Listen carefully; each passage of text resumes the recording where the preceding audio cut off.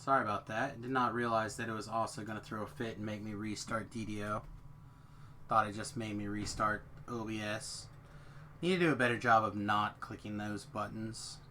I may even have to play in full screen windowless mode or whatever in the future, which I do not care for. I like my window being windowed.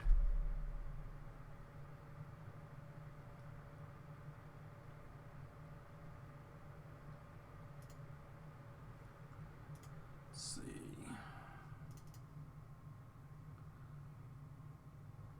Who's on the poison? Yeah, we got a bunch of videos to upload later this evening, I think. Or tomorrow morning.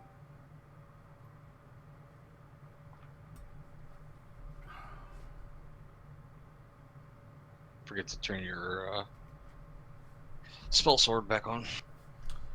Yeah, we won't. Did I see the Catacombs thing? What, Epic Catacombs? Is that correct? Someone mentioned... Yep, Epic Catacombs, Epic Dolaris. Doesn't sound the worst.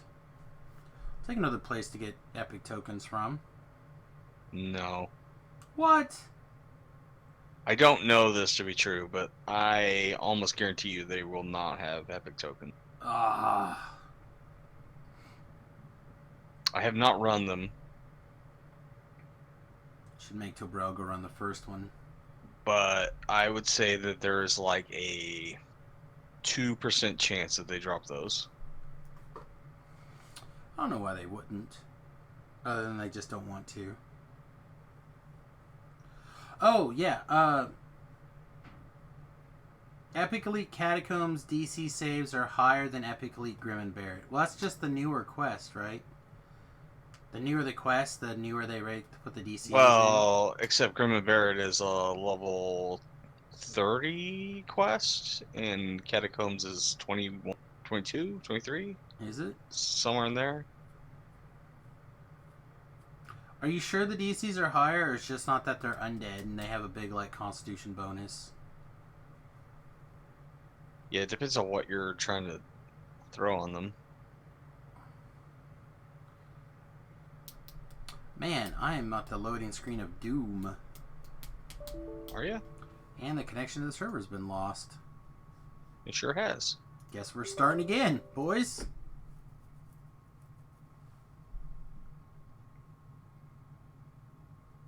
Wonder if that's get freaked out because I had logged out and logged back in so quickly. I do not know. I don't either. What I do know is I'm really glad that I took the time to figure out that then I had a crash on startup. What is going on? I've not had problems like this in a Coon's age.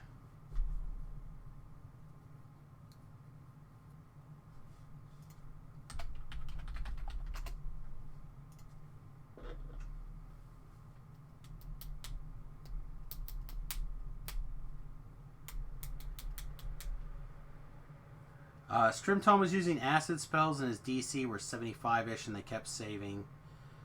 And in Grim, he hits spells more often, but you have not tried it. Yeah, I don't know, man. Like, again, I personally have found that when quests are new, monsters are tougher.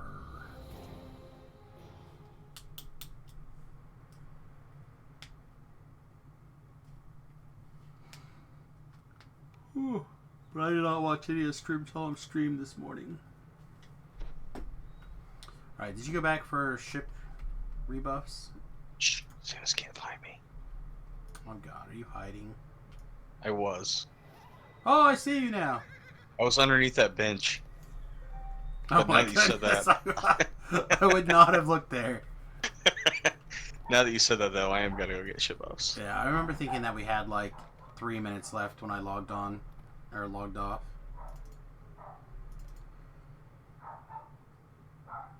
That's crazy. They're taking my buffs away. I'm gonna use them while I can. That's right. I'm actually really tempted to just get a guy to, or gal or whatever, to just stock up on them. Yep. Roll up a iconic level 15. Do some coin lords and some. Yeah, coin lords and some quick And some house K favor. yeah.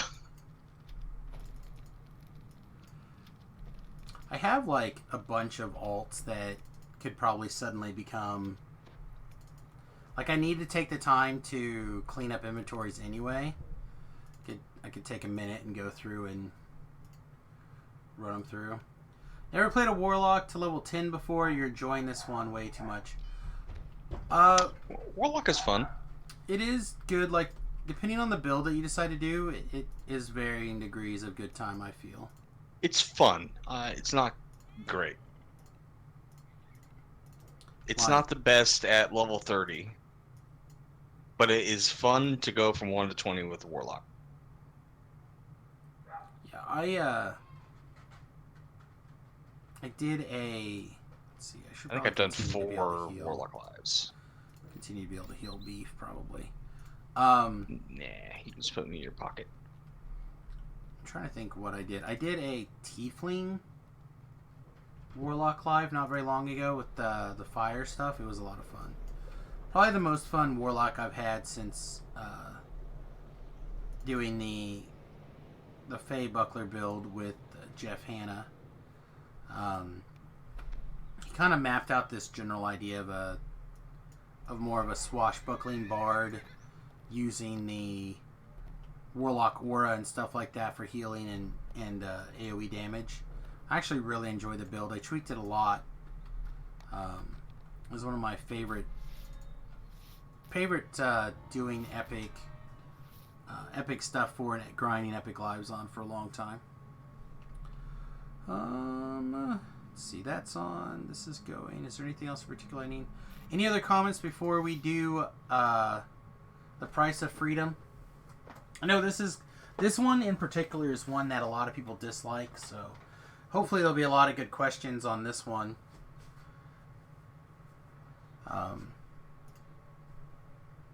Hopefully we can show off the couple of different ways to get in, out, and around. Okay. Yeah, this one can be really fast. I enjoy this one a lot. This one... It can also be really slow. Also that. Out of all these, I think this one's probably my actual favorite. I like the next one. The difference of the mechanics. Alright, well, let's record our intro and get started then. Greetings and salutations, everyone. Welcome to the Price of Freedom video. Once again, I'm joined by Beef, who gave us a nice wave. Thanks, buddy. And let's go get started. This is one of the quests that people either love or hate. I've not found anyone who doesn't have either much love for this quest or much hate. There's not a lot of people who's like, this quest is fine. It's okay. It's medium. It's an 8. Like, it's either a 10 out of 10 or it's a 0 out of 10. Alright, get onto the floating island. So this is how I like to do it. I like to jump on that first one, fire off these wands a whole bunch, then basically fall back down, jump on that button again, and then get started from there. I'm like trying to plan on doing it all in one go.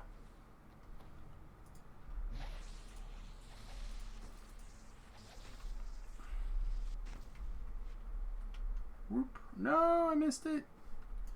Oh, I'm going all the way down. Going all the way down.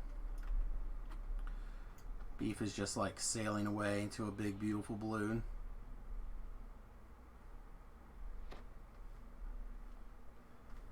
What is going on today? I'm not getting my full height. Jump!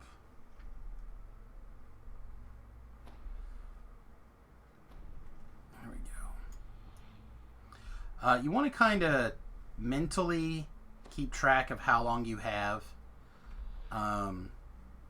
Because you're going to want to get above one about half a second further than you think you're going to need to be above one. And then I'm gonna show this path. This is the way I normally take. When it's me, I usually like to go up here and do this this optional up at the top. Looks like Beef also did that. Whoop. Let's see if we can get our altitude in there. The button did go off.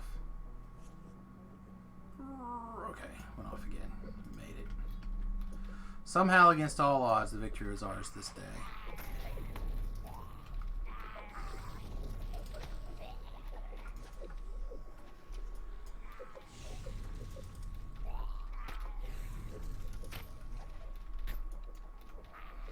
Alright, so like I said, we're going to take the time and show you kind of the ins and outs of the quest, like I've been doing for all these videos. Which means I'm going to show you this backdoor way to get into the top, which is, again, the way that I prefer to kind of moji through this quest. But there are other ways through this quest, but I find this one to be the quickest way for me.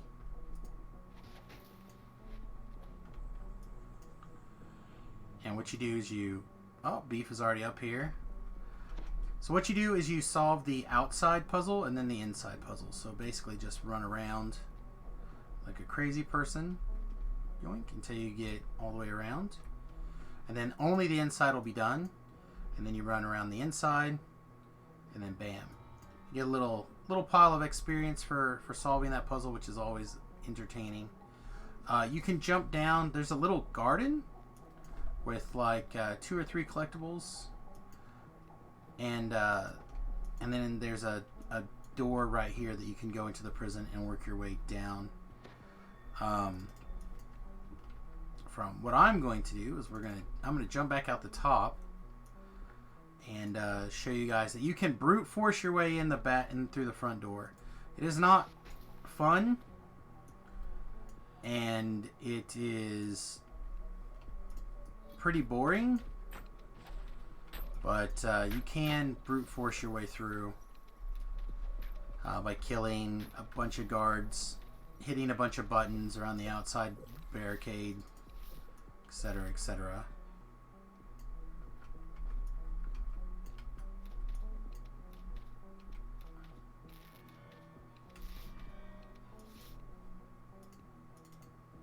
Not sure where Beef ran off to. If he decided to go inside the quest and get started. I did. Aha.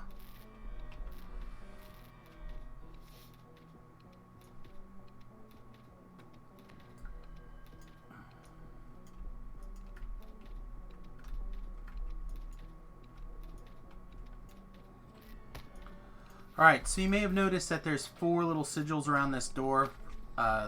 Those keep that force field up in place. Those 4 little sigils are located on switches up here on the top. And basically there's... I thought I could get around through this side. I guess I'll have to go back around. But anyway, basically all you have to do is get back up there and start slaughtering NPCs your way around. There's a lever right there. There's like 1 on each corner, I think, quote unquote.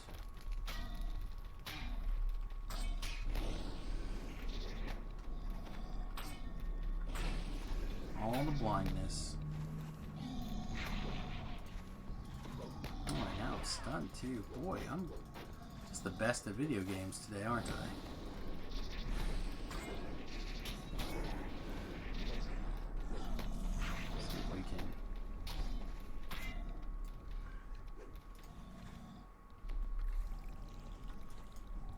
This will work for now. This is not high on my fun agenda, but break away for just a minute. Oh, also, apparently my wand didn't switch. No wonder we're having so much difficulty killing guys. You know how hard it is to kill a guy with that wand of make a button? Apparently, it's pretty difficult. Apparently quite tough when you're supposed to be using 2 crossbows.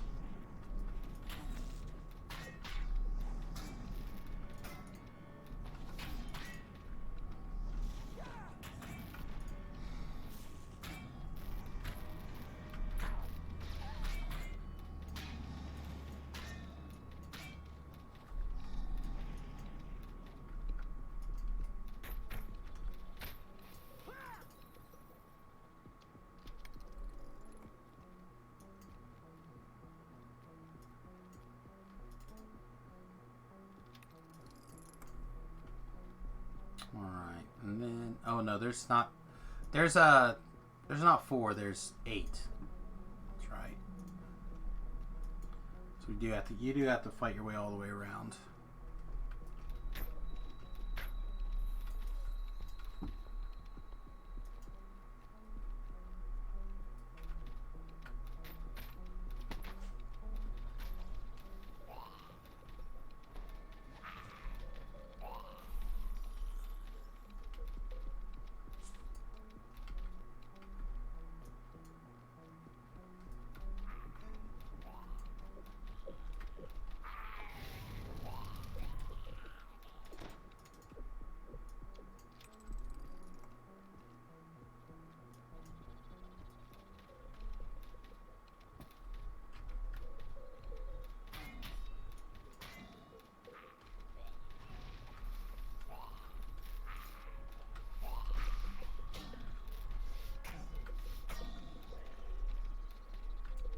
Hit points there, big boy. Yeah, champion.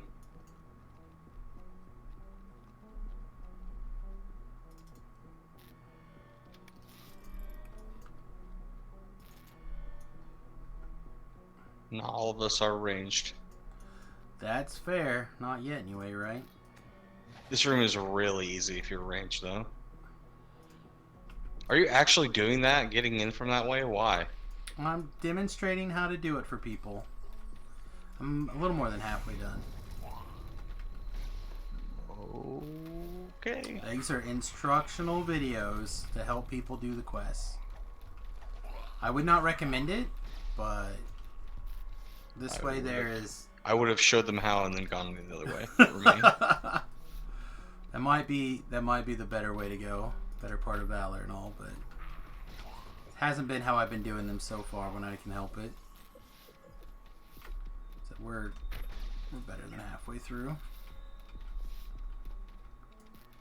Get my NPC to pull this lever for me and carry on.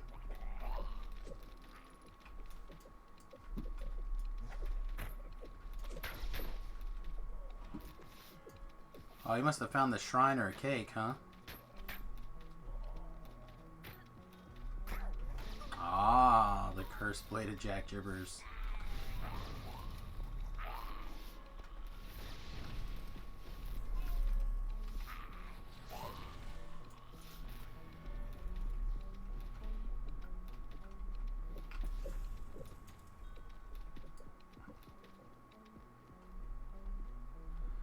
So he gets this lever pulled, I get this lever pulled, and we should be good to go inside.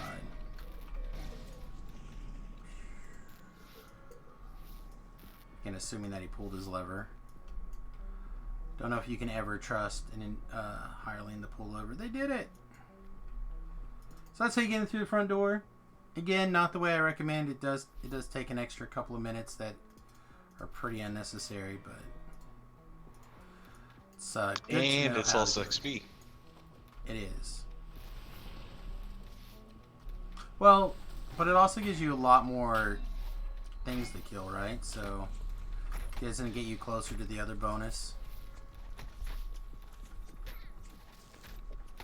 Again, the only reason I 10% from Onslaught is less than the 4,000 you get from doing the puzzle.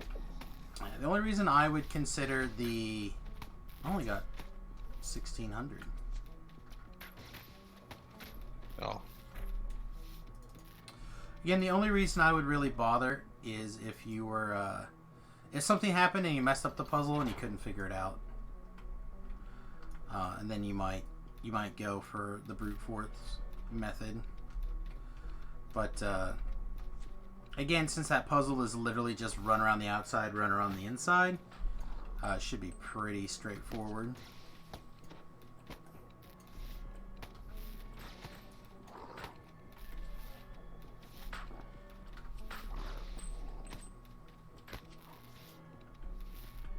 You self-recover, bro.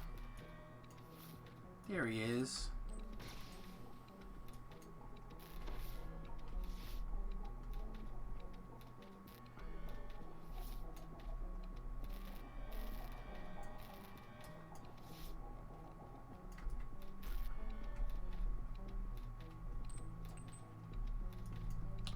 Alright, So, one of the things that... let me rephrase. Quest objectives involve you getting 2-dimensional anchors and breaking them. One of the things that the wand does is once you're inside is it says whether it finds an anchor and how close it is to you. I would not count this as like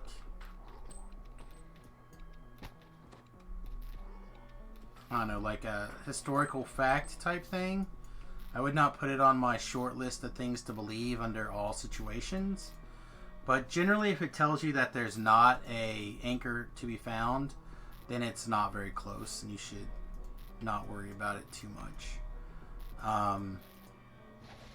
That being said, I do tend to throw the buttons every once in a while just to make sure that it's not massively lying to me. You have Dr. Bloodstein's attention. I opened up the prison cells that had collectibles in them. Oh, sweet. Your father pays. Man, apparently blindness immunity is important in this quest. It's like at least the 4th time I've been blind today in this quest. Oh no, I'm flying! You find a button. Somebody scattered them around. I wonder who that was. Something that's semi-interesting to remember is there is a trap box right here.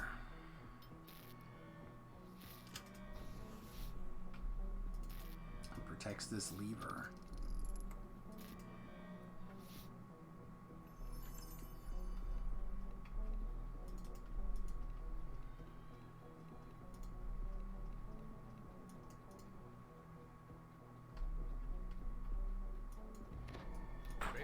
Blackstone Castle. Was this the prison? Finally, stupid enough to try.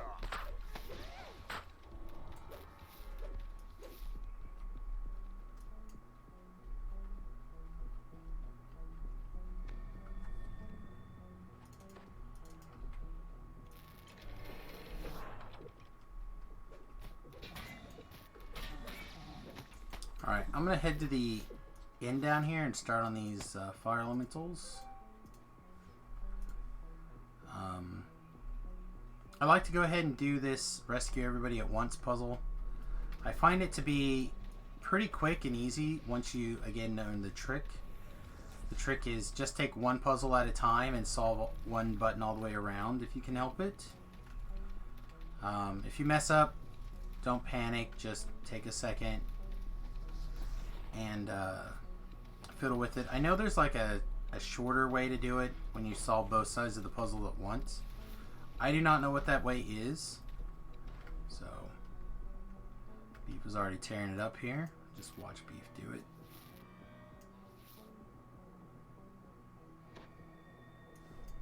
Bam. Same scenario on this side.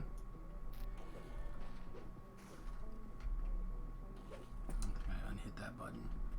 Gotta hit that button twice now.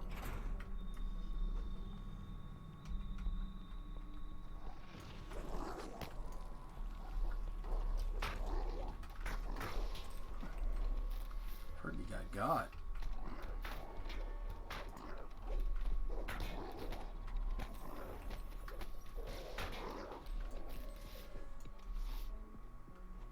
See, did I do that button?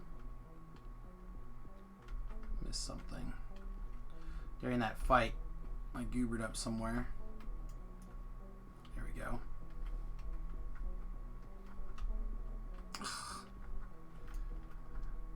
This button, man. This one right here has been a problem today. Alright, that opens all the things up top. It gives you a little bit of experience. You're looking for a Warforged. Once you talk to the Warforged, they'll put a key somewhere for you to pick up. That is your very important prisoner.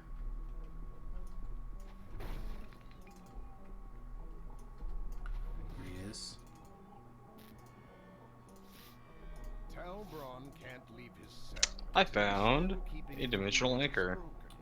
However, Score. he is able to offer you a key that he Did you stole break it from a already? guard. No, halfway. Let me throw my thing out here so we can see what it says. Anchor close. You see me turn around.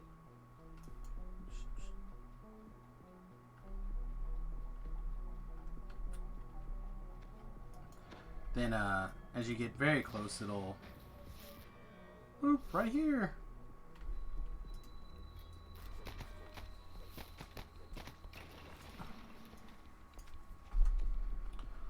Alright.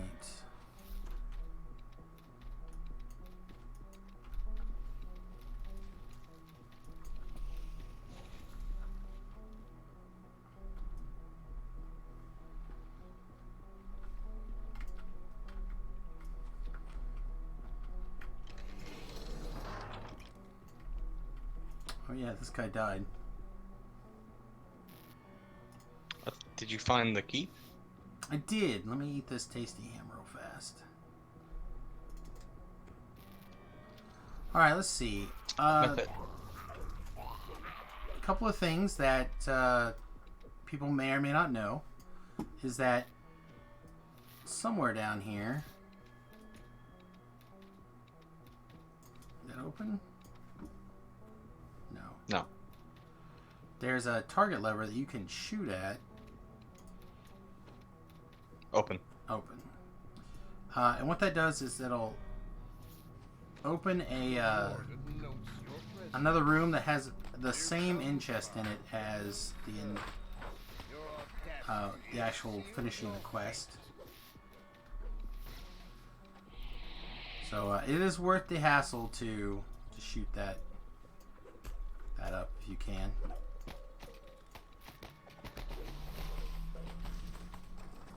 Bad touch. The dimensional anchors are down. Opening an extraction portal. It's a bad touch. Location. It's time to go.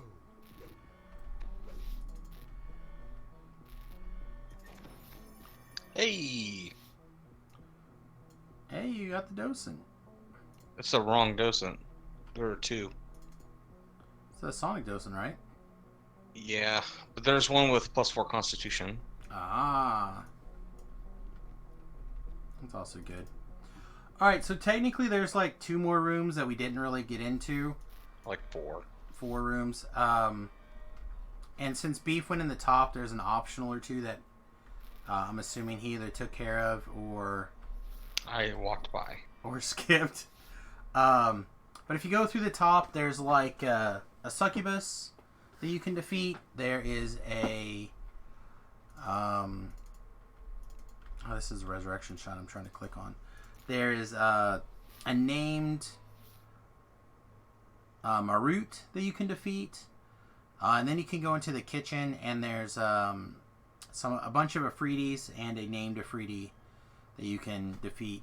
Depending on how much you have to explore through the dungeon, you may or may not have to There's go through those also a named Wraith, kind of by the front door. Yeah, the way that I came through on the front side, there, if you go instead of going right. straight, you would have went to the right from the front door, you would have seen it. Yeah. Yep. Also, you may notice that we didn't grab a whole bunch of these special prisoners at the end. Just Fred. Just Fred. The reason why we kind of tend to not do that is we need to talk to Delirious first. Is because you have to. You're going to mutiny or stop a mutiny or whatever, and there's 2 options. You can either just like give them the end quest to the treasurer, or you can run around and kind of deal with the problem on your own. And any guy that you don't convince to join your team, see, like, this is an easy diplomacy, but some of them get harder and harder diplomacy, and they can be problematic. In this case, I'm not that worried about it. Bye.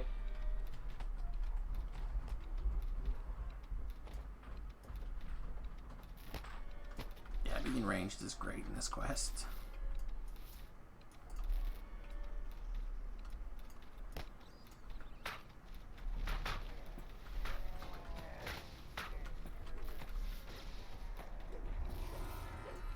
we go. And we get our sweet in chest.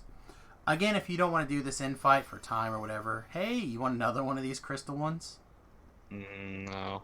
Oh, okay. Well, never mind then. Do you want the heavy? I think heavy I mail? have one. Mythic Oh, it's 2? Mythic 2, though.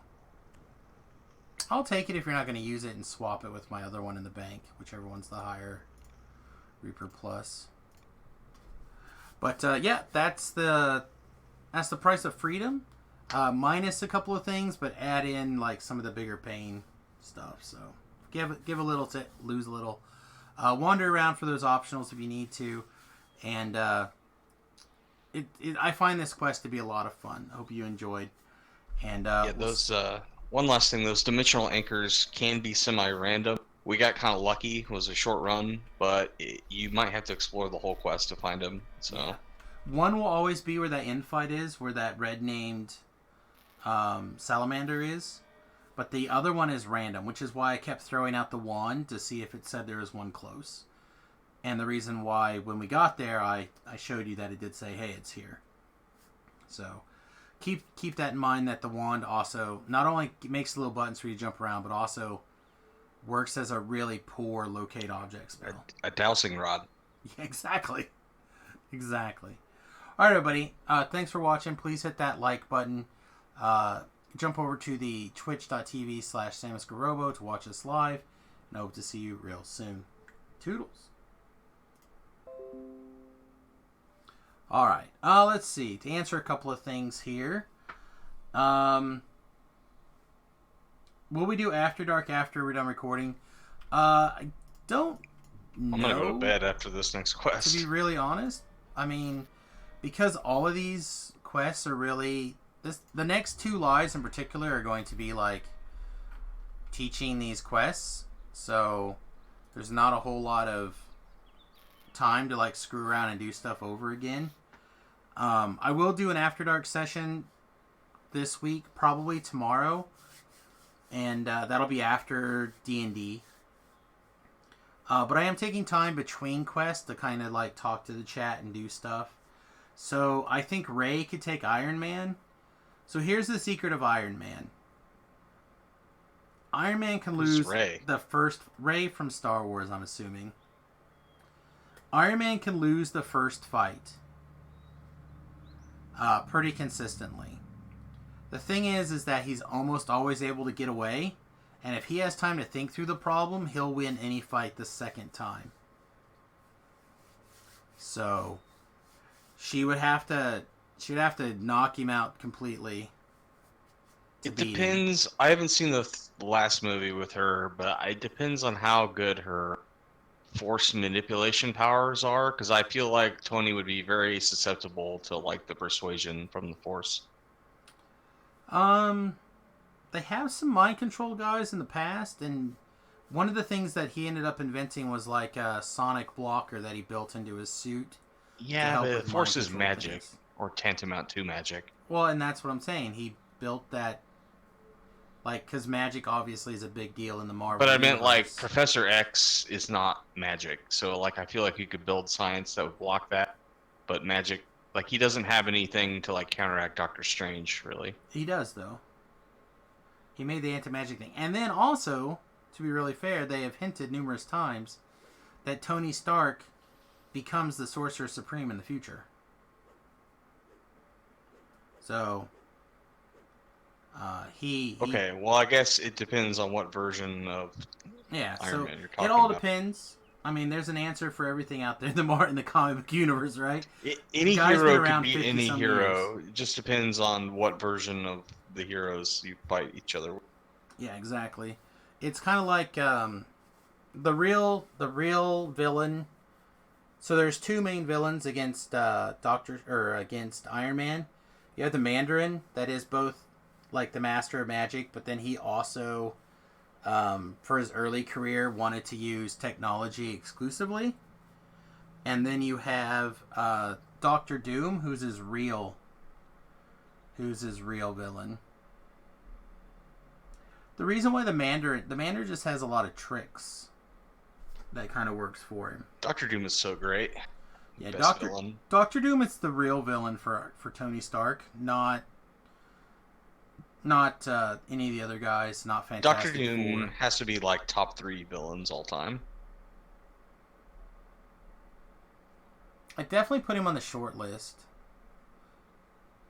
Like, my personal villains would have to be Carnage, Thanos, and I could see a strong argument for Doctor Doom, but I don't really think... I think of him more as an anti-hero now.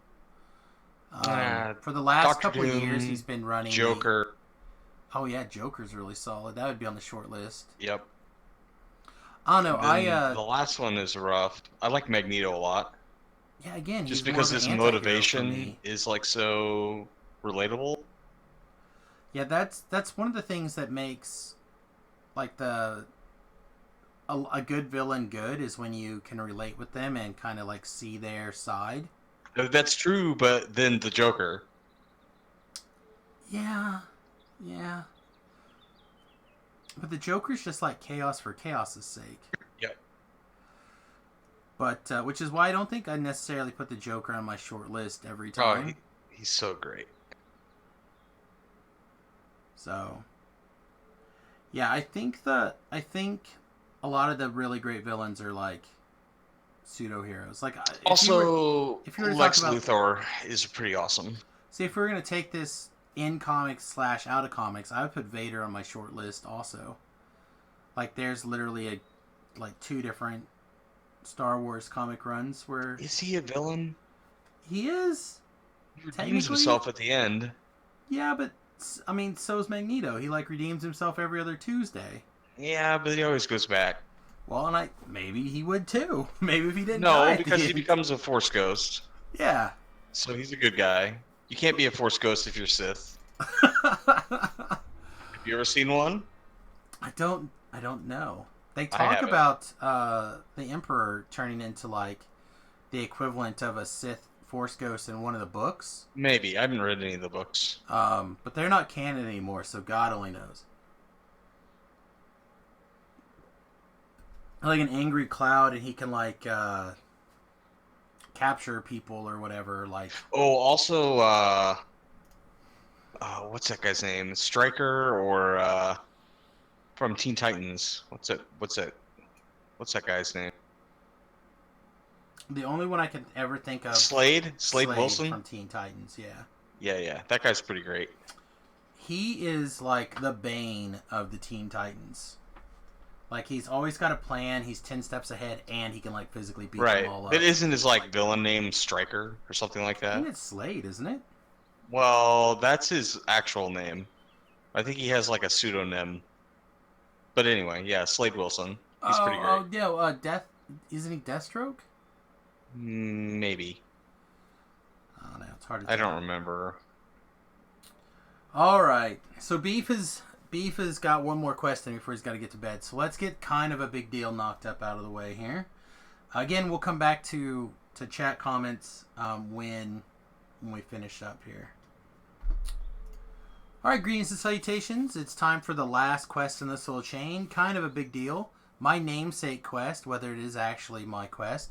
Once again, we're joined by my good buddy Beef here. Thanks for all the help on these quests, Beef. Or hindrance, you're welcome. Or hindrance. I don't know. Last time you went top, I went bottom. We met in the middle. It was great. It was great. Summon a old healer here. You know, they have like a Warforged robot that actually has like not reconstruct but repair spells on him. You've arrived inside Nimue casts a That's okay. to send In 2 more ranks, I won't take damage anymore. Or not as much. Yeah. All right.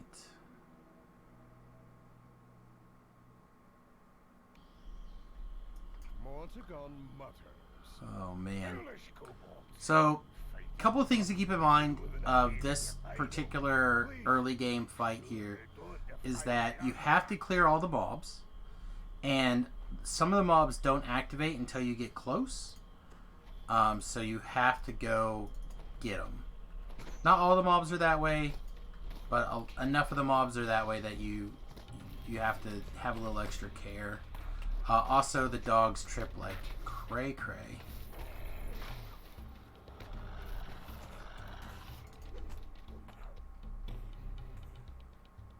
So, if you get to the point where you can't get any further and you don't know what's going on, it's probably because you missed one of the patrols. Probably a dog hidden somewhere, like hasn't moved on to attack yet.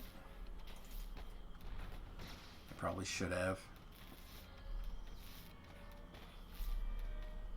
I feel like there's usually a wave over here somewhere that needs to be taken care of.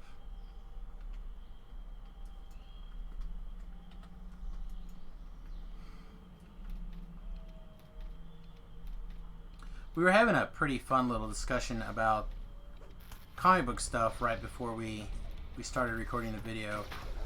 And we're specifically talking about our favorite 3 villains, like comic book villains. If you're watching this video and you would like to contribute to the conversation, please leave your favorite 3, your top 3 comic book villains in the chat. I would love to see those. And it'll also give me a good judge of how many people may actually go ahead and watch this video on YouTube after the fact in a reasonably timely manner. With the spider defeated, you look around to see where this gargantuan creature came from. You spot the entrance to a cavern up above. It's always fun to get those kind of like metrics.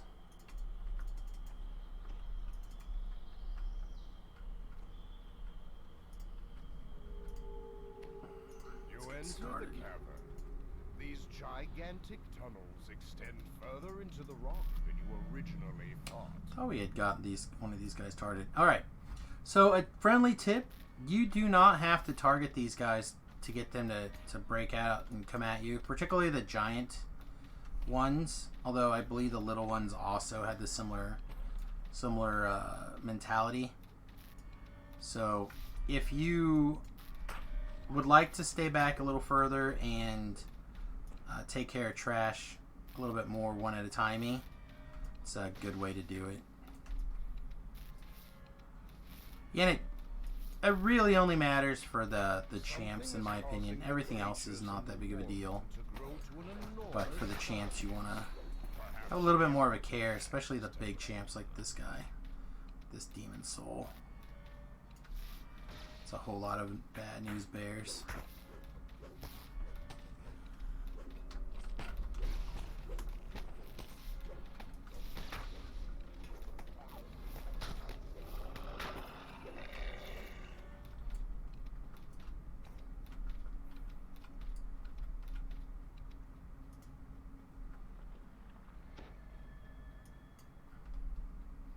See, the guy's hanging out with us on Twitch.tv live right now.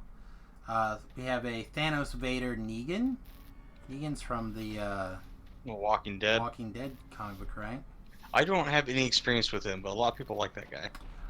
The only experience I have with him is I know him as the dad from Supernatural. I didn't watch the show or read those comic books. So. I have not either. But I like that actor a lot. He does have a cool bat that he hits people with. That's true. And then we have the most annoying ones that sadly invaded the real world is Mojo. So I don't entirely know that particular villain. Are we talking about Mojo Jojo from the Powerpuff Girls? Oh man, I hope so. That's actually I was thinking Mojo Jojo, but I didn't. How about Spacely Sprockets? He's a pretty evil guy. Is he a villain? What? He's not evil. He's just a businessman. He's a slave driver. I mean, he just wants people to do their job. That guy literally comes in, pushes a button, and leaves. He's the villain of Jetsons. Oh man. Everybody always hating on capitalism. What about Gargamel? I like Gargamel. I like Gargamel so much I actually refer to the giant underground as Gargamel. His whole thing is he wants to eat an entire race of sentient beings. Well, not always. That's pretty evil. Not always. Sometimes he just wants to turn them into gold. Well, okay. It's pretty dark though. Like, I'm gonna eat you. Oh. All right, so I'm going to try to show you guys this trap box and how to disable it. It is a real bear. It is possible. It is not very easy, so I probably won't show you more than just like one attempt. But if you stand on the very, very edge, oh, I'm gonna get it. Stand on the very, very edge of this lamp. Basically, you're in the sweet spot. I'm in the sweet. I'm trying to think of the video game, Mega Man. You basically Mega Man. You put your left big toe on the edge of the. Yeah, if you're not standing on that thing, you're too short to get that trap box. No matter how many TRs you have, no matter what race, you're too short. Correct. You have to stand on that lamp to get it. And once you get big, the trap box goes away, so you can't disable it later. Yeah, it's a real bear. It is. And if you're too close, like to the other side, that blade trap hits you while you stand up there. And that blade trap hits real nasty sometimes. See if I can get just this champ here. Alright, he's not a scary champ. Beastmark? Beastmarks are terrifying. Beastmarks are not terrifying when they're that far away. They have like a power-up mode. They Hulk out. Well, they got to be close enough to hit you. Ranged champs, ranged Beastmark would have been scary, but a guy who was running at me as a Beastmark is not scary. How's that for clarification? All right, this room. There are a couple of trap boxes in this room. I have not figured out where to disable all the traps. I've not found a way to get every single one, and I tend to not bother getting all of the kobolds. In fact, I tend to just swim through like Beef did. Get a couple here real fast, and we'll swim around this area just to make sure that I'm not let my auto search and my spot do some heavy lifting here. But the only trap box that I actually know about is over here. And I believe it only turns off these traps right in front of me. Doesn't turn off any of the rest of them, so yeah, it's an oddball room full of traps in my opinion.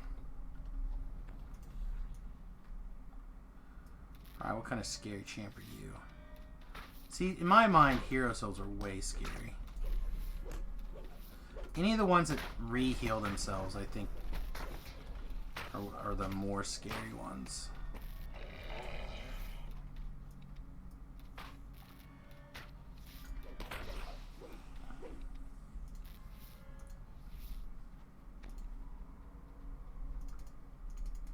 Mark of Chaos are pretty terrifying. Mark of Chaos are very Speaking of which,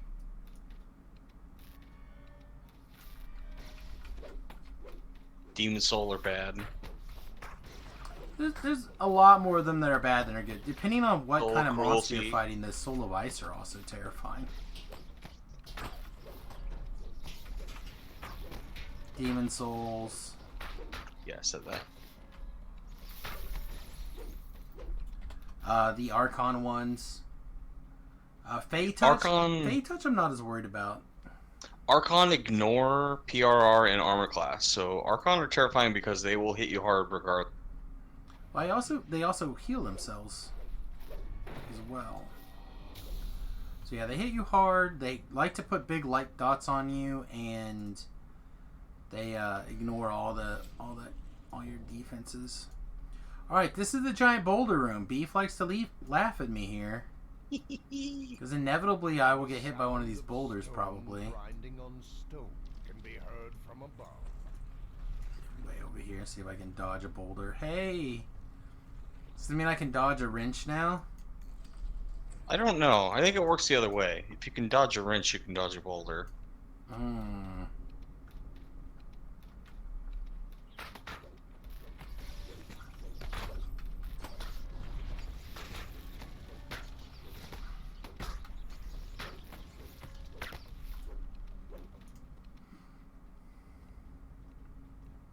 This is an actual optional, right?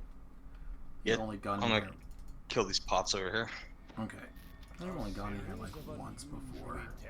You kill Ratcher. You can kill Ratcher with your rat catcher. Oh man, sounds like a match made in heaven.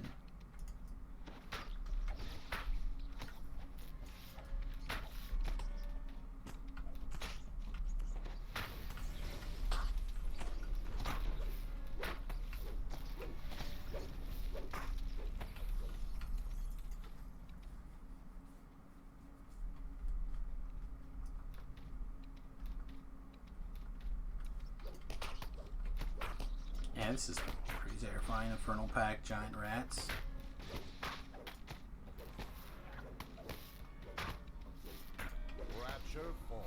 Oh, he didn't like playing catch with all of my balls. You want to play as a giant kobold, even a regular size one? Yeah, I don't know. I think you could get away with You know how they have alternate elf, like wood elf? I want them to release the Dwargar. I want to play as one of those guys. That'd be alright. I was thinking, you know how there's like the transmog that turns you into like the gym kobold? I think that if you could get an effect that makes you like that a little bit longer, that'd be sweet. There's a stuck spot in here, so if you're like waiting on somebody else, stay on this side of the altar, because you can get stuck once you get big if you go to the other side.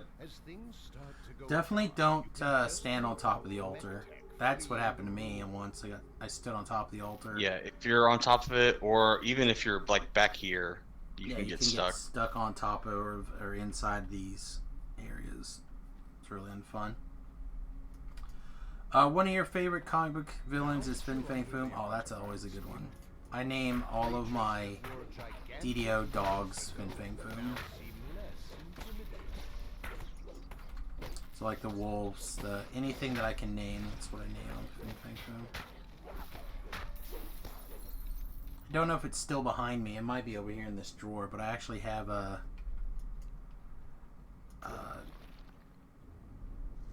like a 7-inch Fin Fang Foom. It's really more of an action figure, but we'll call it something else. I don't know what. One of those less childish names for action figures. A figurine? Something. The word I'm thinking of either, though.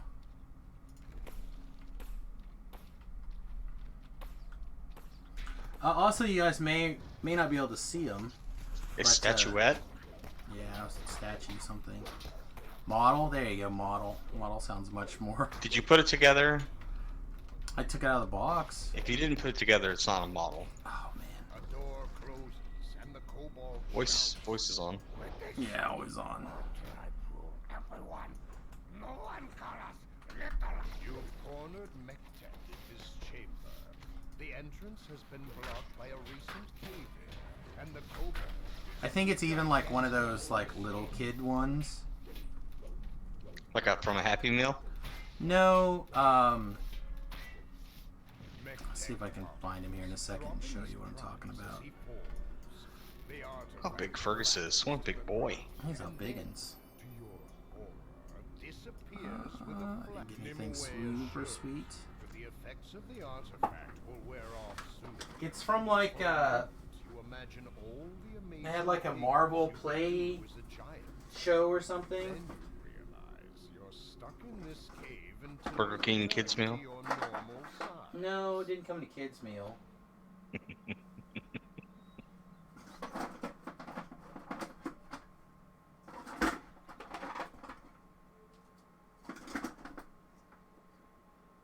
Alright, well, I don't see the Fin Fang Foom handy.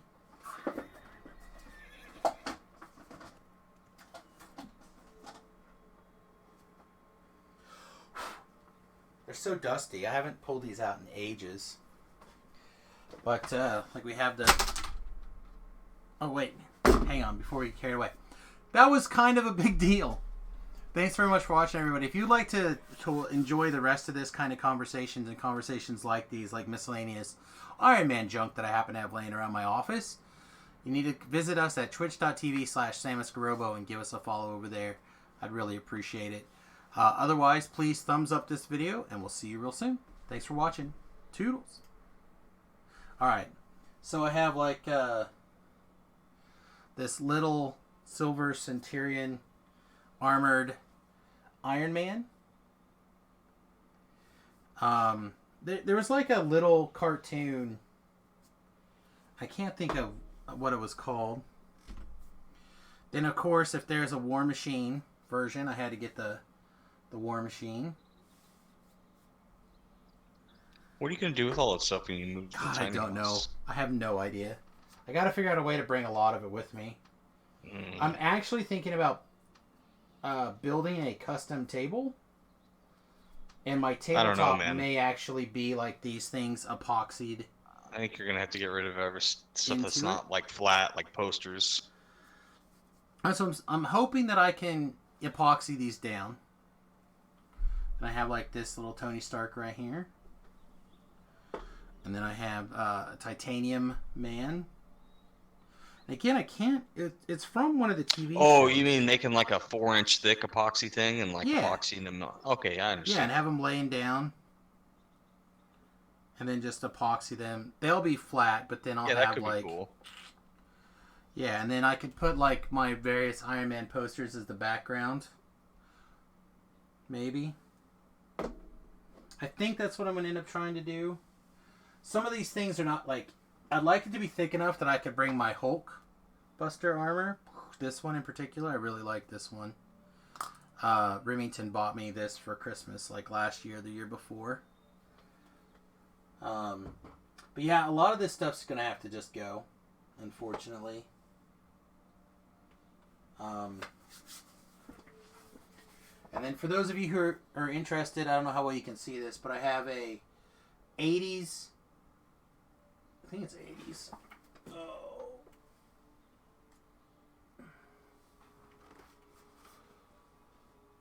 This is from the Marvel Action Hour with that really bad first season. I think the second season's a little bit better. 10-inch tall, fully posable, accessories included Iron Man. I'd really like to get the Mandarin from this collection, but I have never found one. I've only found the Iron Man and the War Machine. Like I said, I can't remember. 94 is when it says this one was made. I thought it was older than that. Then I also have a Lego Hulk Buster. I'm a big Hulk Buster guy. And then this is like literally one of my first Iron Man toys I ever got. Was this Hulk Buster armor from like 100 million years ago. It's got like the 80s Iron Man head in it.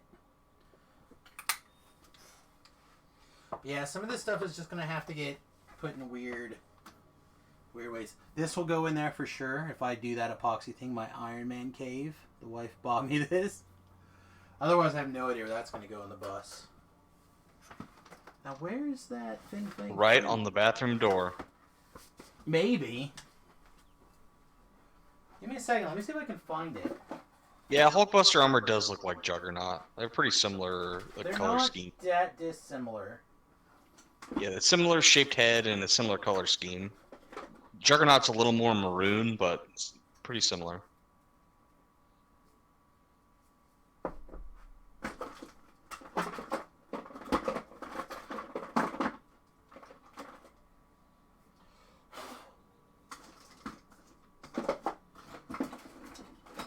not it.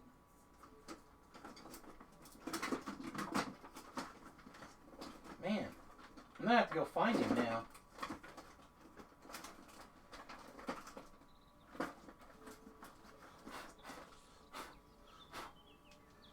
Found some of these other ones though. I used to keep all these on my desk at work back when I was a full-time web developer. So here's a little Iron Man fully done. Here's a little baby Hulkbuster armor. Here's a pretty retro Iron Man.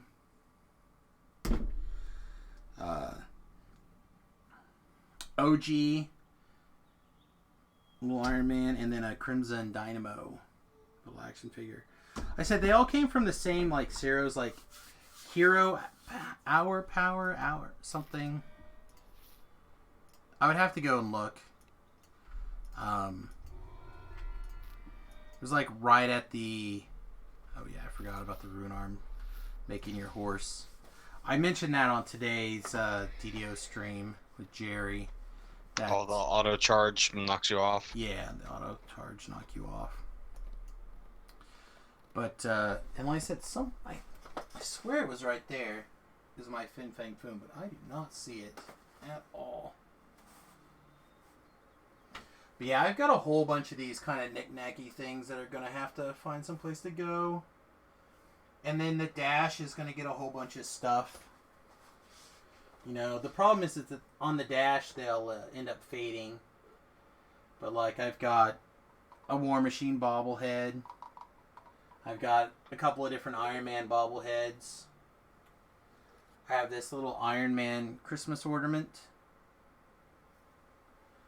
So, got a bunch of these weird things. I'll look around and see if I can find that Fin Fang Foom. But yeah, everything's got to have a use or something. You're doing a good job. That's right, Nerf Titan. Not improve precise shot. Should start that forum thread.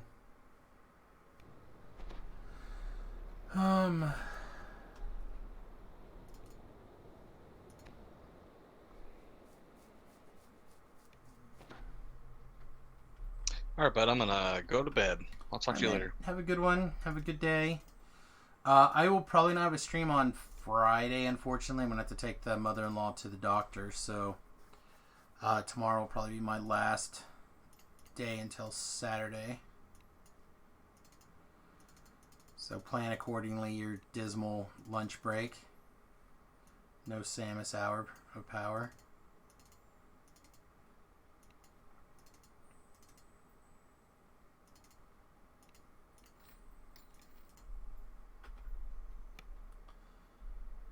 You always went for 1 to 5 comics, but you see models in the corner you never got. Yeah, it's always nice to kind of do some model-y stuff. I am a fan. Alright, let's see what the a-holes are up to, shall we? Let's pop in on them for just a minute. Hey, a-holes, what's up? Hey! Yo! Recorded several little videos here, and I just probably end up going back over to the channel for at least another half an hour or so, but I wanted to pop in and see what's happening. Still I'm about to head off to bed. Oh. Well, that is fortuitous. Bunch of bitches.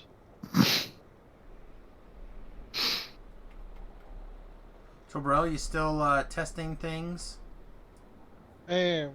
I've tested several things tonight. And what would, if you were to summarize your thoughts? Do you have a thought you would summarize thus far?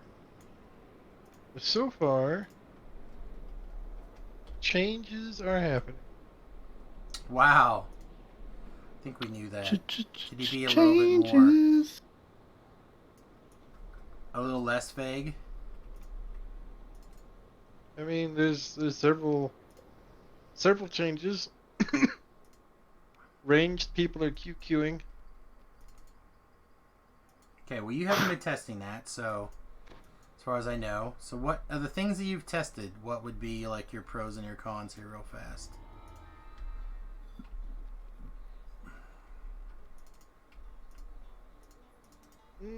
The paladin boost helps a little bit. Okay, but is they're that still enough to kind of like... lame. You are classically a paladin player in our guild. Is it something you'd consider going back to playing for your TRing prospects? No. No. No, I don't think so. The Okay, people who have it as an aspect of their tank, it's some better stuff. I found a stuck spot. People are also pissy that Stalwart Pact got changed.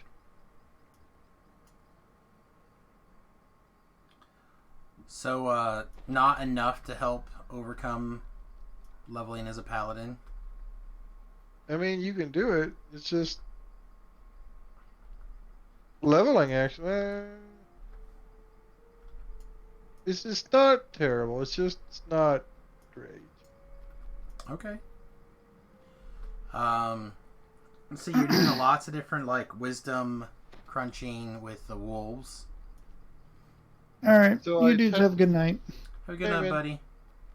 Toodles. I Tested think a I'm bunch going of to wolf take stuff. off as well.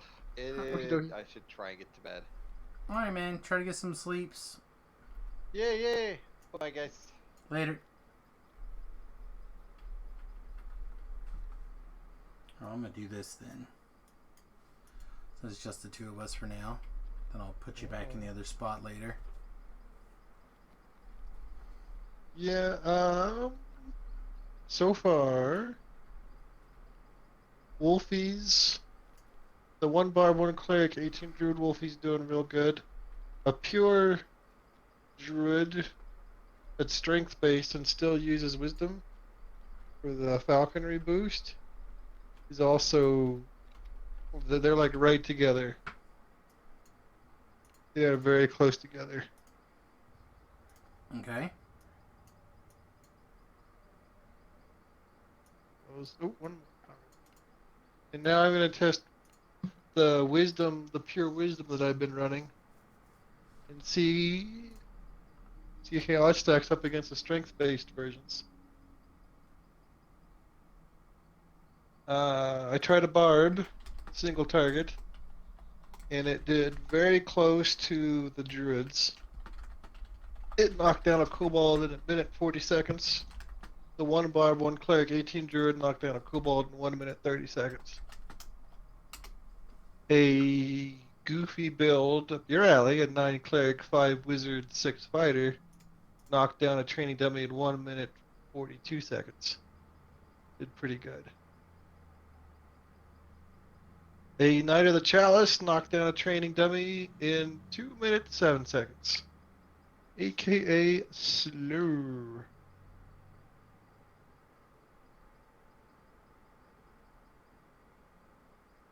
Very slow.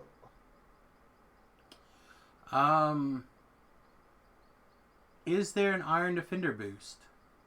I don't know. I doubt it. I assume that Iron Defender pass will be an entire pass. They didn't say anything about fiddling with pets. Yeah, I imagine that's going to end up being a pass on its own. Because they would hit like all the pets at the same time if they're gonna. Yeah, exactly. That's how they've been doing things. Which makes sense. Makes a lot of sense to do it that way.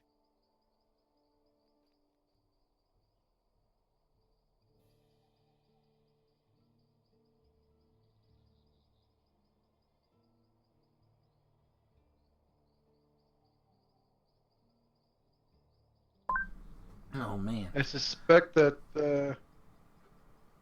we'll get. They're really talking bows real hard tonight. Yeah, I think that's going to be their primary focus on trying to nerf or not nerf. They're gonna do bows and they're gonna tweak ranged a little bit. Yeah, that'll be good, I guess.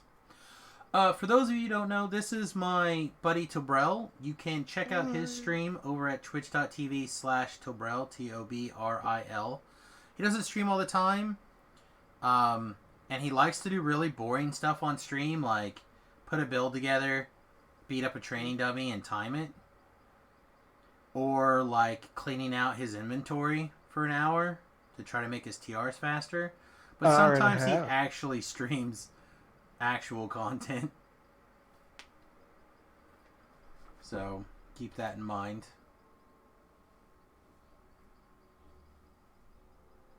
But, yeah. And of course, if you'd like to watch multiple streamers at the same time, you can use the command multitwitch.tv / the first streamer's name / the second streamer's name, and so on and so forth for as long as you'd like. You can put together a really big box. You can watch 2 people, 3 people, 4 people, 10 people. This way you can watch lots of different DDO people at the same time if you're interested. So if you wanted to watch both of us, it would be like multitwitch.tv / samusgrobo / Tobrel. That's a good way to support multiple people at the same time. And actually have both people up on the screen. And you can even like toggle back and forth in the chats. So. Alright, well, I think I kind of want to record one more set of videos here, and I kind of don't. Because I'd like to just play a little bit and not have to record it. But the problem is, anything that I do that I don't record for YouTube means I have to make a special note and remember that so I can go back and make that special video next go around. So I'll probably take a minute and just record one of those videos. This way at the end, when I'm done, I can just open up my quest log and screenshot all the quests that I did, and then I know what quests I need to do next life. So I think I will probably break out of here in a minute and go do a couple of quests. Probably these Bogwater, Cyber, and Shade. Ooh. But I wanted to see how it was going, see how the testing was proceeding, and what you may or may not have learned. I haven't learned a thing about Alchemist yet. Well, I guess it's a good thing you got a couple of more days, right? Kind of. I got an interview tomorrow. I'm It's gonna sure take a that's lot an of the day. all-day affair. Anybody out let's see. there that would like to put some input on Alchemist, feel free to do so. Thokar says that he's explored it. So feel free to throw something in the chat on your comments, particularly like a scale of 1 to 10. 1 if you did not like it or did not think it was very powerful, and 10 if you felt it was really good. Far says, I feel it needs a sling.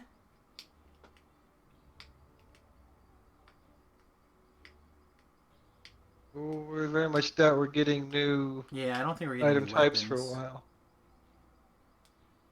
That's not happening. Acid power is good to hold a few CC. So you're saying it's got a little bit of CC, but it does a lot of acid damage?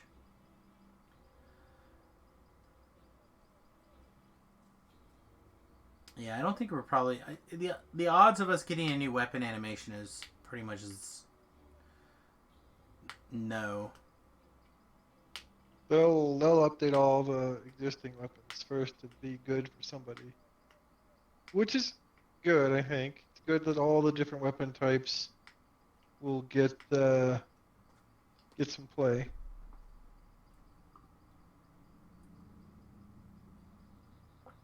Oh no, I could Make a lot of sense for some of these weapons that potentially... exist and nobody ever takes them or does anything with them.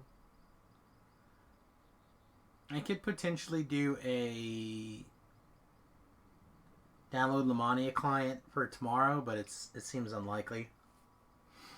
Here's a start now. Got to update. All that. Well, that's what I'm saying. I'd do it overnight. I'd do it while I was trying to sleep.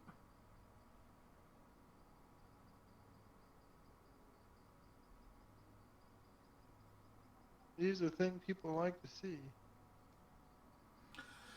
Yeah, I don't know. I personally am not a fan of the idea of Lamania testing. Not testing, we're previewing. No, it's still testing. Just because they call it that doesn't mean it's what it is. We both know what it is. Preview and give. It's a fancy word for we don't want to pay you for testing. All right. Well, focus group. I should probably knock out these Bogwater Tavern quests and then probably call it an early stream and start uploading videos to YouTube like crazy. Alrighty. So I'm going to throw you back in the other chat room unless you want to stick around, but I talk a lot during these, so I'll probably just throw you over there. Okay. I can stick around. I'll just mute myself. And again, you can talk. Like, I literally just did a bunch of these with Beef. It wasn't a big deal. I don't interact with chat that's not related to the quest, generally. Although we did talk a little bit about superheroes and supervillains. You want to give us your top 3 supervillains, Tobro? Superman. And Doctor Doom. And Iron Man. And who? Iron Man. Iron Man is a villain in your world?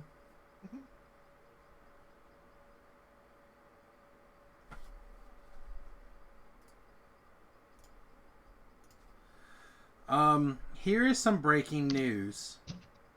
I don't know how factual it is. I'll have to Google to see if it's true. But according to...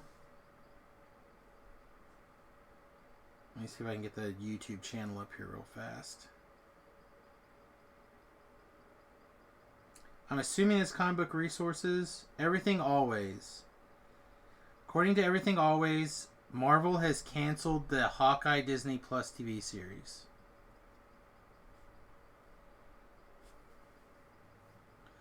Let me Google that. This really made me mad.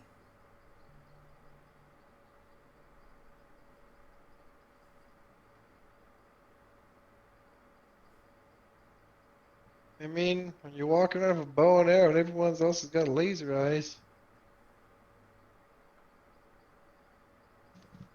Although the Black Widow movie will hopefully be good. I think the Black Widow movie is going to be great.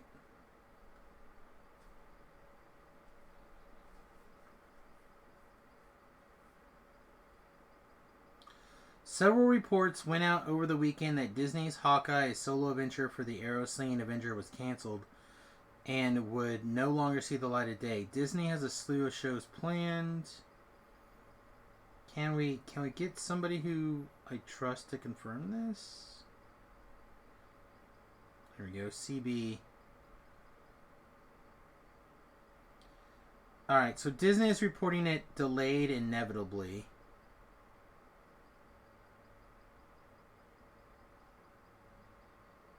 Sounds a lot like canceled to me. Remember there was a lot of shenanigans. Jeremy Rayner, I think is his name. He and his wife are going through a nasty divorce. And she is making some crazy allegations.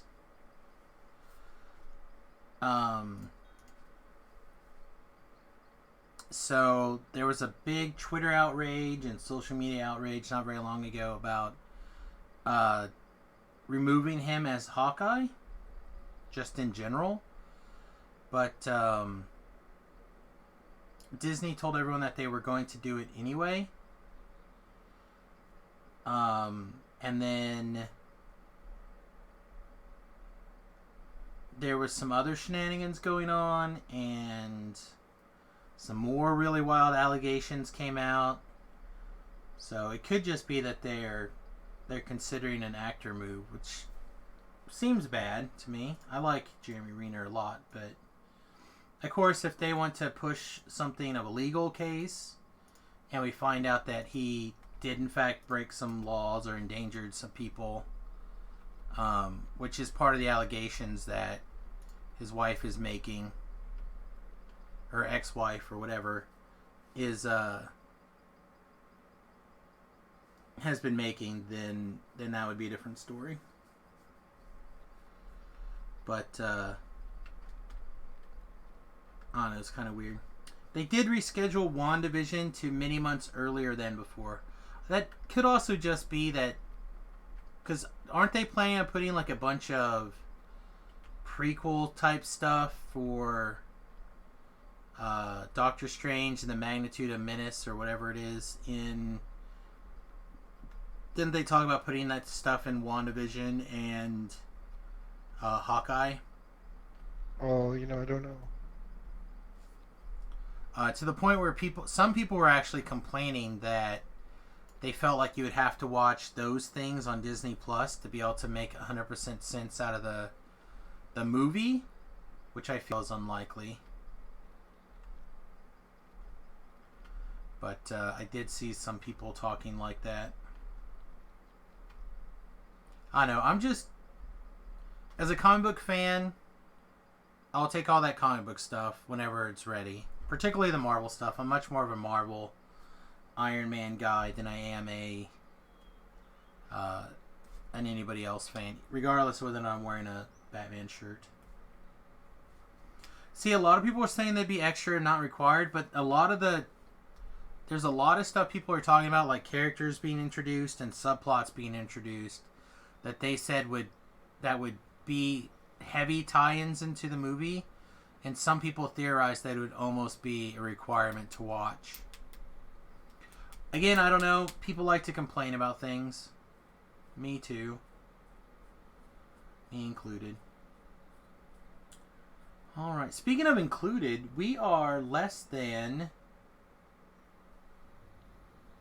200, we're 102 viewers away from 60,000 views on Twitch. Is that a threshold? It's just nothing. They show you your view count, and it's getting close to a number with a bunch of zeros in it. I don't think it counts towards anything. It'd be sweet though. Cross that finish goal. Also be sweet if you guys enjoy the stream and you have the opportunity and the means to help support the stream. You can jump over to my Patreon. Oh, why do I have a button programmed yet for this? Patreon.com/Samius. And for as little as $1 a month, you can help support the stream. I really would appreciate consideration in that way. When we get to 20 patrons, we'll start busting off the original Samus Garobo. It's currently hanging out on Thelanis, and we'll see what we can do with that dork. See what we can do with that dork.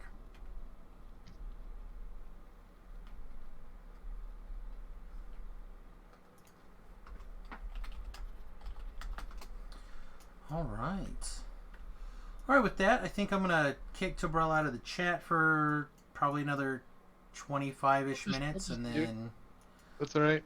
I'll grab him back in a little while. So thanks for the visit, Tobrell. I'll see you soon. Again, if you'd like to watch us both, multitwitch.tv/SamusGrobo/Tobrell. You can watch us both. Alright, get out of here, you smell bad. You stinky. Alright, let's do the Bogwater Tavern quests.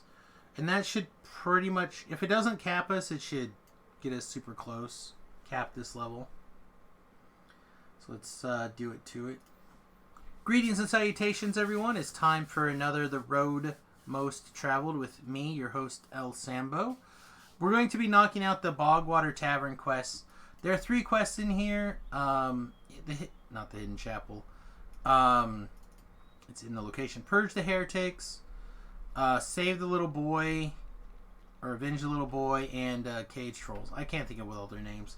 We'll get to them in order. Let's go purge some heretics out of this hidden chapel. This is nonsense. Nonsense! Right, again, we're going to do this quest the way that I normally do it. Plus, we'll take a quick look at optionals as well. But I want to kind of... We'll skim through this as quick and dirty as I normally run through it. So what I like to do is I run through here, I go find the trap, run through here, I get all these guys mad at me, And I say, bring it on! Get the guys standing in the traps. Get them, making them come to me into the traps. Again, it is dangerous. You can also get tripped by these traps. It's not that bad.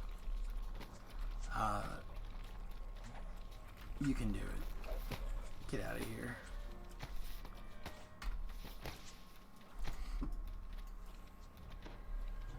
Then we get all this stuff, man.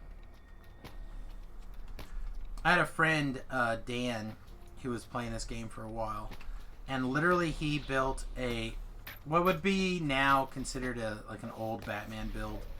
At the time, it was just, I mean, it basically was a Batman build.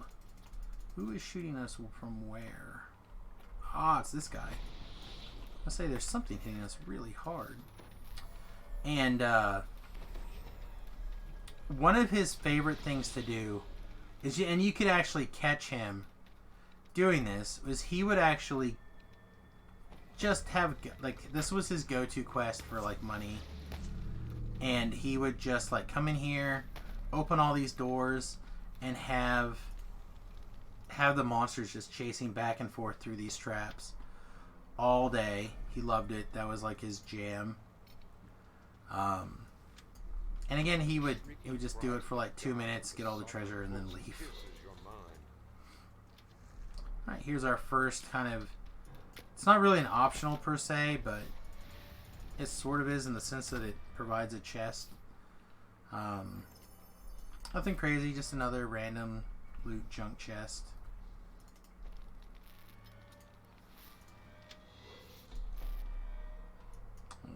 And check this stuff. This should be mostly cleared. There's a Reaper, so... Oh, no, it looks like some of those guys continue to be problematic. But yeah, he would come down. This is in the age before Red Alert and stuff, right? So he'd come down here, grab literally every monster in the quest, and run them back and forth through these traps. He had like a, I don't know, like a 40-some evasion. Back when that was like, the level cap I think was 12 or 14 or something. May have been 16. He did play a lot when the Veil first came out. So the cap may have been 16 at the time. But I don't think it was 16 when he was running through here. But yeah, it would just be his jam. He's like, you log on, what are you doing? Purge the heretics.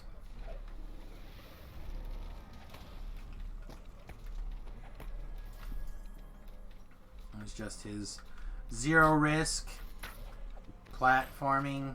Again, it was gold back then. Gold farming. Fun times.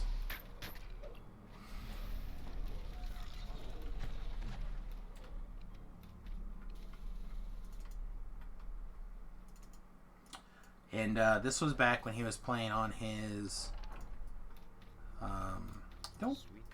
don't recall. I don't remember if he was wearing like mithril full plates back then or something else. But I remember that he would this little halfling just running through the traps, just catching all the mobs.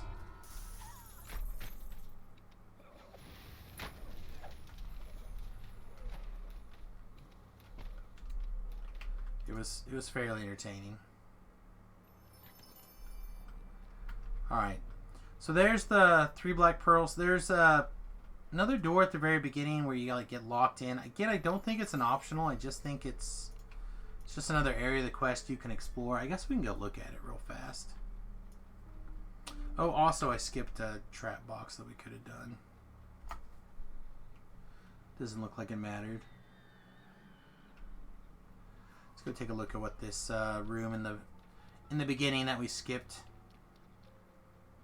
What's it good for?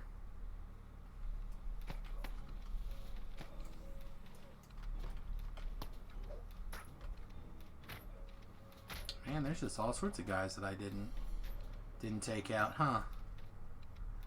Alright, so I know that there's a port gate that closes here. The door slams shut, just as you notice that everything here is coated with quivering mud. Yeah, I think it's just a little room to be avoided.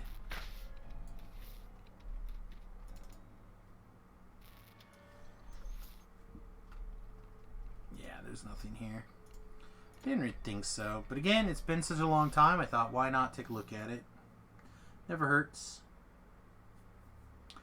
Our next quest is another goodie.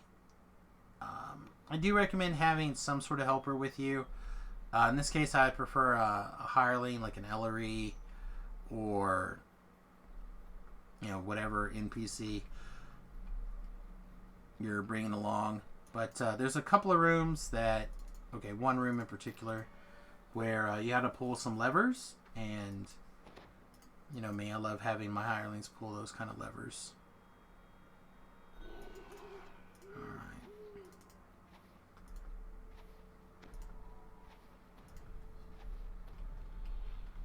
Because I don't trust it, this will give me a minute to do the rest of my buffs. Make sure that it's doing its thing. Looks good. Alright, so what I typically do is if there's like one scary thing, like in this case a soul of cruelty, I'll work on taking it out. The rest of the time we'll just run past all that stuff.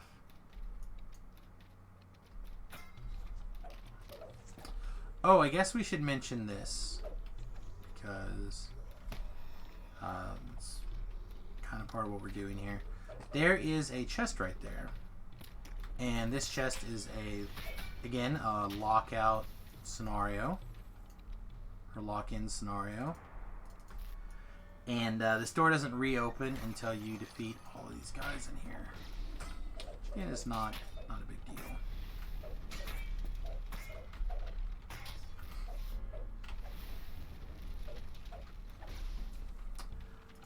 But again, because like all the chests of this nature, I usually don't bother because they're not generally value.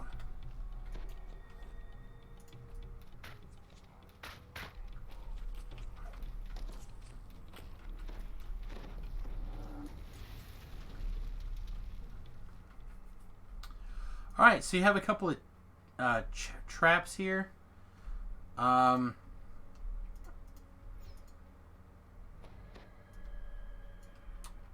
I'm just going to kind of explain it. Basically, by turning these valves, you're either going to turn on or turn off two valves. The first one, if you turn right away, obviously this is always the same. You turn this one and then you turn this one. The two of them are not the same. They are different, and I believe it is across from each other, but don't quote me.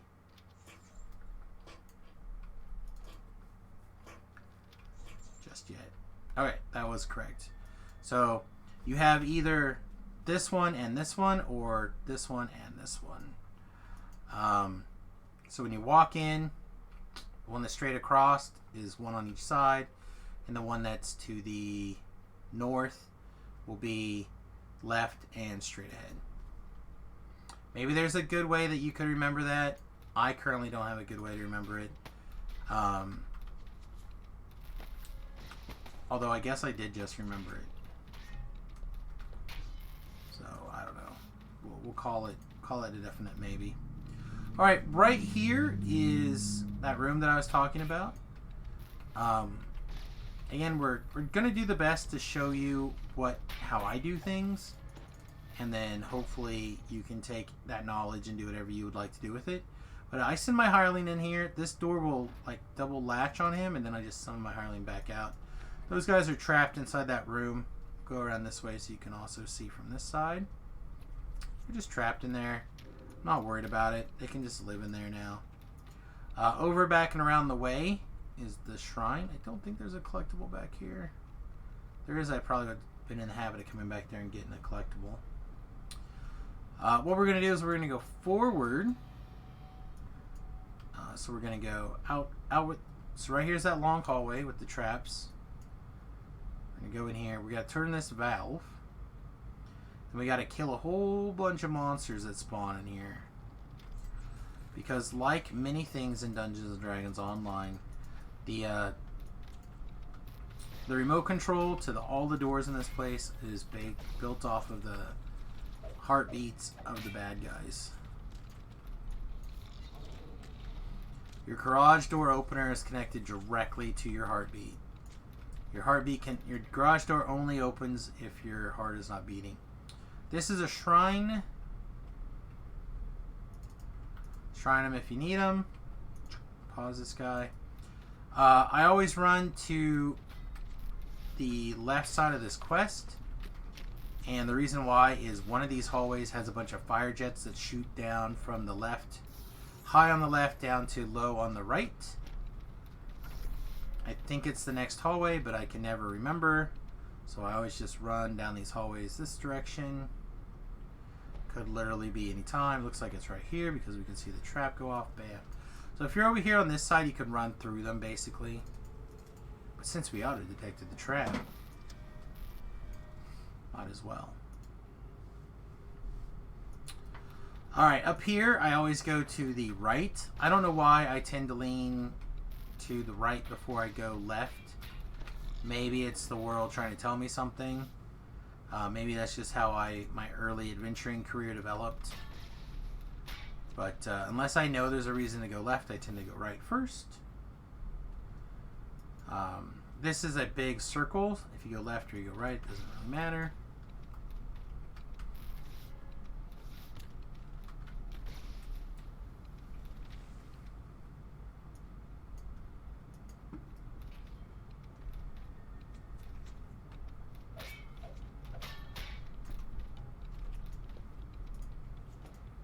All these buttons, the bad mins will crawl out of the ground. Give him the clamp.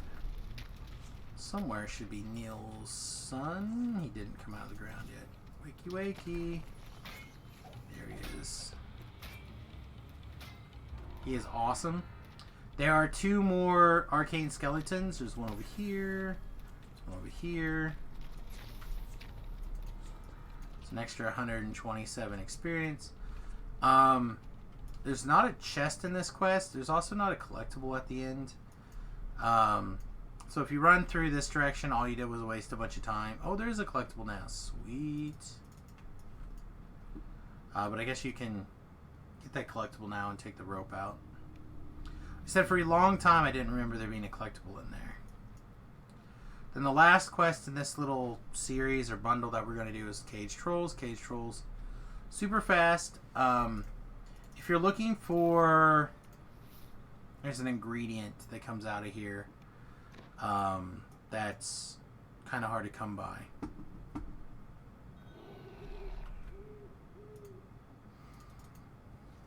I feel like I have to go look. But on the hardcore server, I actually had a character that pretty much just ran this collectible run. I think it was even on normal. I would just come in here. I would hit a handful of collectibles, and I would leave. Basically, like I wouldn't even bother to get this chest. I would come in here. I'd grab this collectible.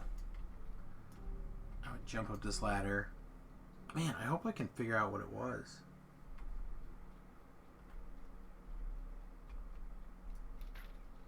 Run over here, grab this bookshelf. Maybe it was just those 2, actually.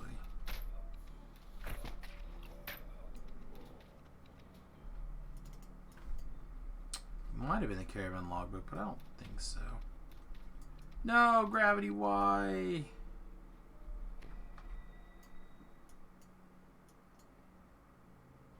I know, I'd have to look. It could be the caravan logbook, but again, I don't think so.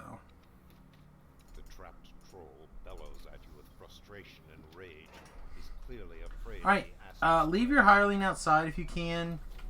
The hireling will try to attack the troll, and it doesn't seem to care about that trap in the way. It'll just go for it 100%.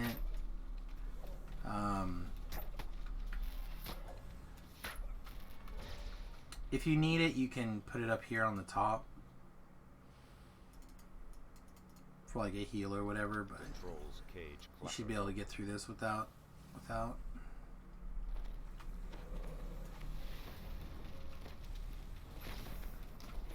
I got sleet stormed.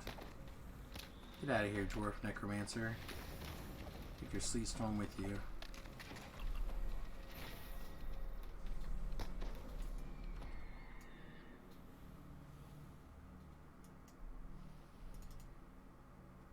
The angry hiss of escaping acid trickles off into silence.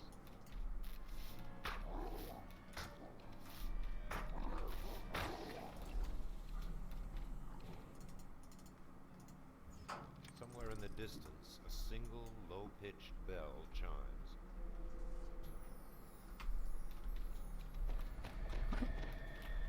Traps. This quest is actually surprisingly a lot of traps in it for such a little quest.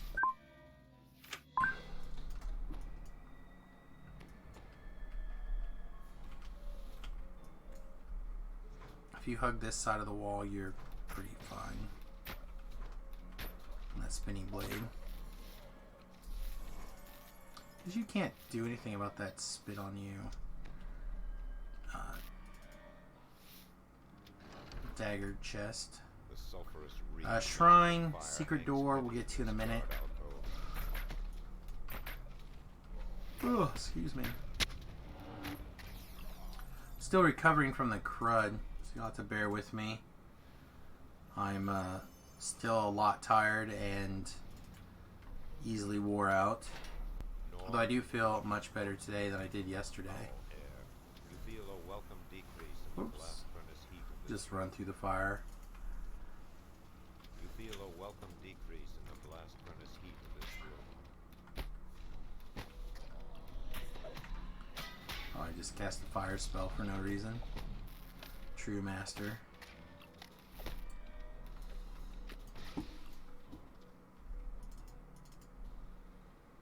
The troll's cage clatters open.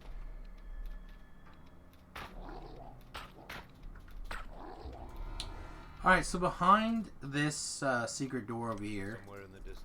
you could do it before the infight. Chime. If you like are worried about getting slays or whatever. There's a series of undead in here, a couple of ghosts, a couple of oozes. I think there's like some wraith. I could be incorrect about the wraith. It basically just leads to a little dork chest. Again, nothing fancy.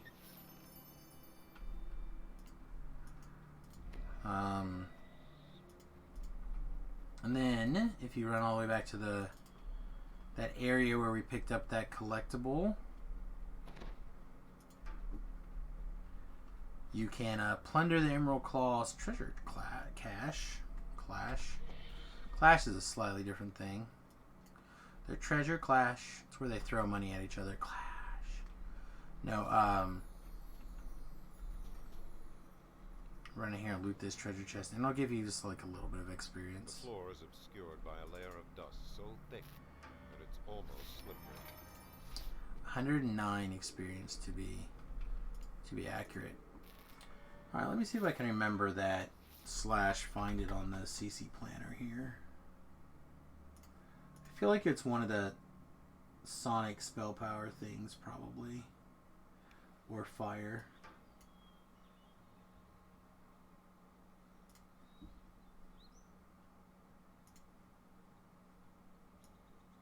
Just again to mention that house sealed letters, maybe.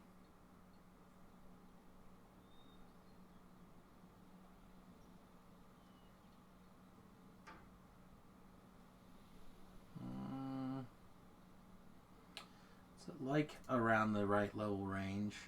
Could be the combustion stuff. There was two main things that I was searching for on the hardcore server. Oh, I know actually. Nullification stuff. Yeah, it was the Caravan's logbook that I was looking for. So this is a good spot for Caravan logbook farming, specifically on normal. You can run through there, hit those 2 explorers, or sorry, those 2 collectible nodes very, very quickly and jump back out. And when you have nothing or you would like to craft, again, this was for the nullification stuff. I did a lot of nullification builds on the hardcore server. That was very good. So that is an excellent quest for farming those 2 collectible nodes really fast. All right, everybody, that was the quest in the Bogewater Tavern. I hope you enjoyed. So that was Cage Trolls. Jeez, I wish I could remember the name of this other one. So this is Cage Trolls. This is her son. But I don't... Rest for the Restless. Man, so many words, that's why I can't remember. And then the last quest here is Purge the Heretics. So, alright everybody, thanks again for spending a little bit of time with me today. I appreciate it. I hope to see you real soon. Toodles. Alright, so I think that's going to be the last video we record tonight. I'm tired. So I think what we'll probably do is we'll probably screw around just a little bit in one of the Explorer Zones. We'll get Tobrel back in here. And we'll just chit-chat randomly. Alright, I stole you back. Recorded my last video for the evening. I'm just gonna like do a little bit of Explorer Zone now. Okay. And then I'm gonna log off a little early, so I thought I'd just hang out for a little bit and chit chat. You want a quiz? Sure, I love quizzes. Alright. Which one of these 3 builds do you think knocked down a boss dummy the fastest? Doesn't sound like a quiz so much as what do like randomly what was good. They're all druids. Sure.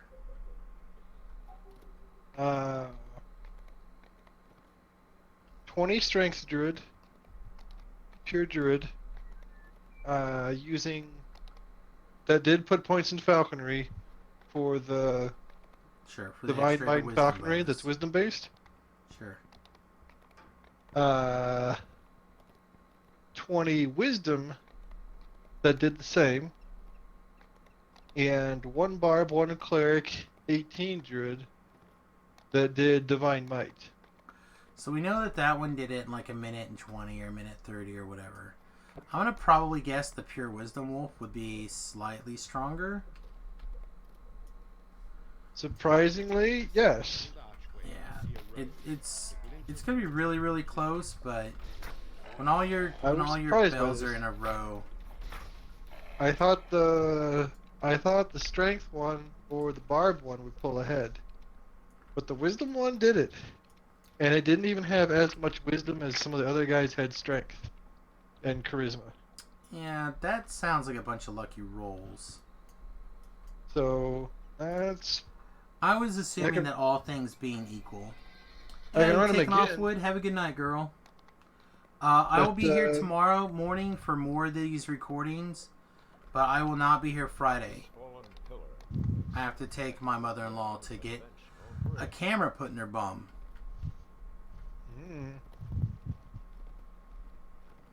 Yeah, now they're starting to make it sound like I have to sit around and wait. So like before I just had to take her and pick her up when she was done, but now they're starting to make noises like if I was a good son-in-law, I'd wait for her to be done. I'm like, what am I going to do for like 4 hours while you're poking around inside her bum?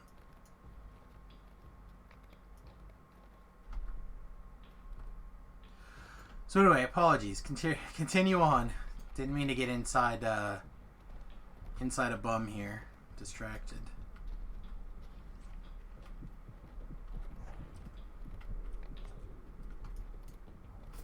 Have you managed to test with the strength the same as the wisdom? I tested the 2 strength variants and I tested pure wisdom. Right, but you tried to keep them near the same, but you said that the strength was Wisdom was behind right. because Wisdom of was lower. itemization. on the And it scored itemization. significantly better than the other two. And it was missing a lot of wisdom. Right, which is what I'm saying. Like, is it significantly better if you lined up the strength? More wisdom will make it even better. Well, again, how many times did you test? Was that number consistent?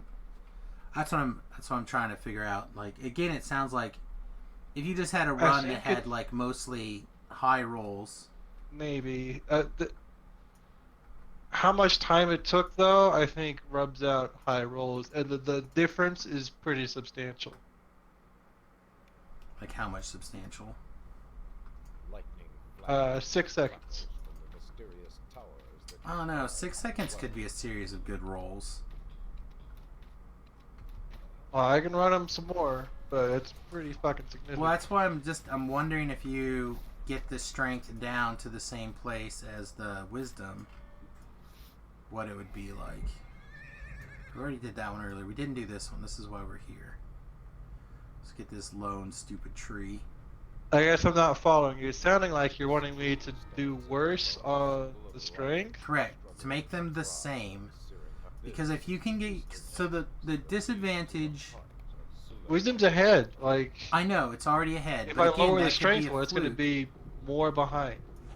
Perhaps, or again, there was a series of really good rolls that put the wisdom ahead.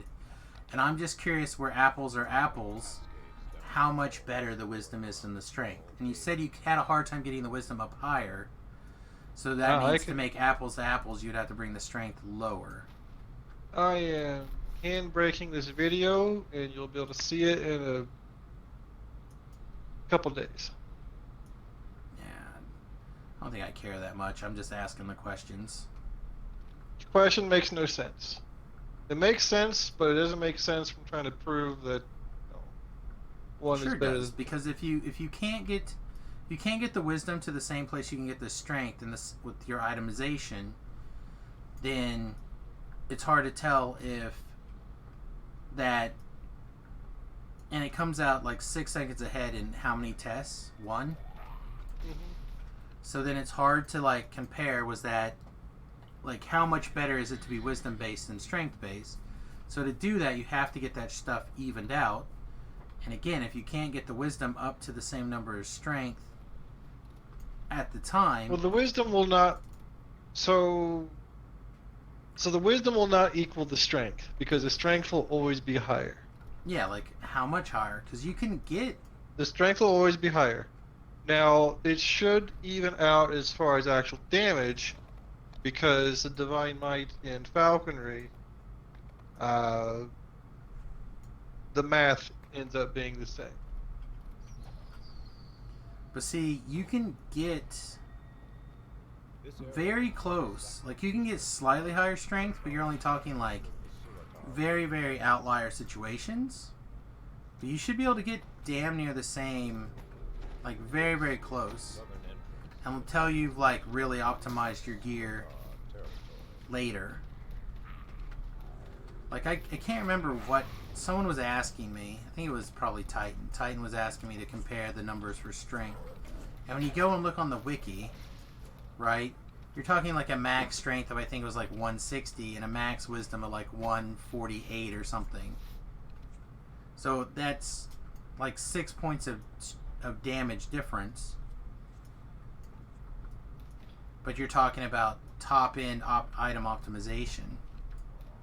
You're still going to end up with higher on the strength anyhow, because you're going to get the advantage of primal screams. You're going to get a little bit more out of animal growth. So the fact that wisdom came in like it did is very interesting. Yeah, I feel like you need to run those tests more. Well, I mean, I'll run them again, but so far wisdom is ahead. Now, I feel like you're really wanting strength to win, and I was also very surprised by this. I actually don't have a horse in the race. And my boost activation could have been better on the wisdom also. Now, the bard gives you the advantage of martial weapon proficiency, which is pretty huge. Because then you gain a feat. And you can use more weapons. Because of the... I missed why. Because of the cleric stuff? Because of Barbarian. Oh, barbarian. Okay. Barbarian, because I had to spend a feat on Greatsword. Right now.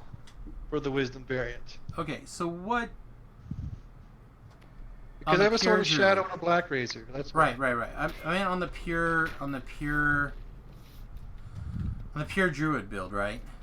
Yes. So what was your cleric deity? Clerics for Divine Might. I know, but what was your deity? Nothing that matters. The Is there not deity a- doesn't matter. Is there not a level 1 deity perk? There is for like long swords or sickles or some bullshit. Literally no weapon that you're gonna use. Okay, so that thing starts at 6. Is where the active ability comes in. Yeah. I'm 4 points into Cleric for Divine Might. And Okay, let's... you pick up Night Shield, which is kinda cool to have. Do you get your domains at 1 or you get your domains at 2? You get your domains at 2. Okay, so... Domains kick in the later. questions that I was... Again, I was thinking domain stuff is what I was thinking.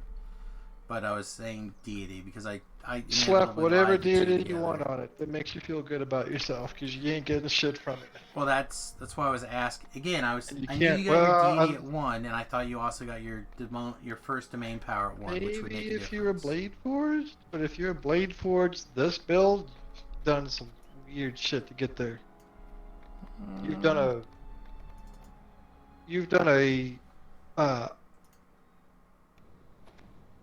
done a couple of things. You've done a alignment swap and a class swap for a Blade Forged.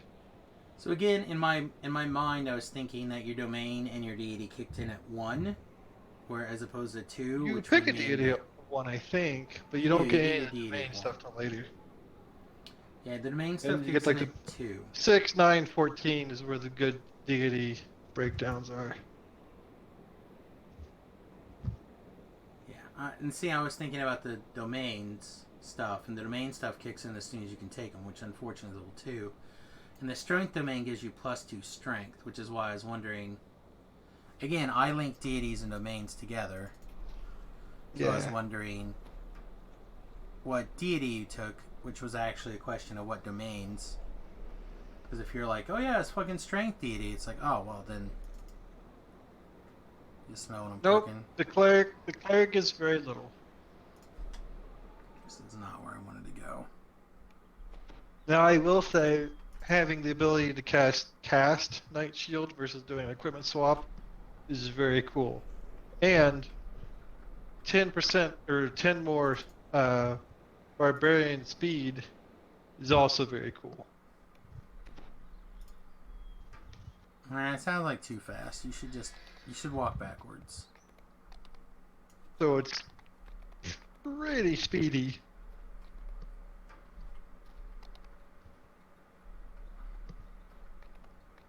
You probably lose Mass Frog. So then you pick up, I don't know, something. Maybe even pick up Improved Sunder now, I don't know. Yeah, I don't know. Because that got changed to be much better. The one-eared bugbear inn, ale. So we're not going to do any of these quests. We're just going to run through and hit some of these explorer points. Take level 9 and we'll probably wrap up pretty quick. Tomorrow we'll get to do all sorts of exciting quests like the pit, Gwyland's stand, so on and so forth. Maybe start on Grey Moon Waning. Yeah, I don't know. Like I said, I have a hard time thinking that the strength, with all things being so disequal, I don't understand how the strength didn't. I feel like the didn't strength pull should win. ahead.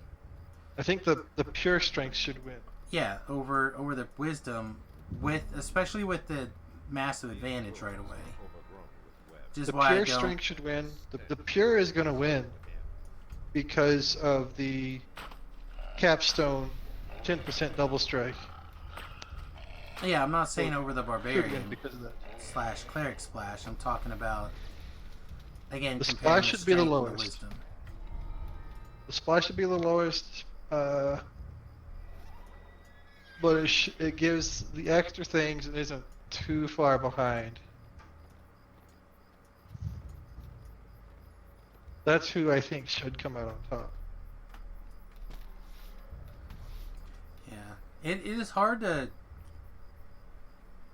see it not coming out that way. I mean, obviously, if you're again when you run one series of tests, it's hard to. I had to sit down with math and plot that out, but I'm too tired for that right now. And then plot it out, see Well, that's how where it the scales up a practical little tests bit more. are a good way to just do it and not worry about it. But Yeah, but doing the math also eliminates, streakiness. right, which is again what I'm thinking probably happened. You come up with a number. 6 Yeah, seconds yeah. is That's while it is substantial. a significant amount, it is not so far out of the realm of like 2 really hot runs or 3 really hot, you know what I mean? Like Maybe. I found that for the amount of hit points involved here, it's pretty significant. Even like doing this kind of stuff in the past, even with like streaky runs, it's still that's a big number. Doesn't sound like a big number, but it is. well, you're probably talking like what 20,000 hit points. More than that. You think more than that? More than that. You don't think in 6 seconds you do 20,000? Like, give me a Way number. more than 20,000 in how 6 many seconds. how many damages do you think in 6 seconds? In 6 seconds? Yeah. Well, every hit is so like on so I'm getting tired, so bear with me. That's fine. Back in the neck. On Baba, in the Baba raid, every hit I'm that not my talking guy's about there. doing I'm talking now- about from the tests you've been running. let me just go with what I'm saying, because like I said, I'm tired, so I'm going to just illustrate. So in Baba, when under boost, every hit is about 1,500 on the first number. And then another like 200 sneak attack, and then your ancillary sense weakness damage and blah blah blah. Okay, so now. And what, that's at wolf speed, what would you so estimate that's pretty fast. your wolf speed damage is now on that training dummy? I don't know. I'd have to be more awake to figure it out. Because 6 seconds, you would do way more than 20,000 though. Okay.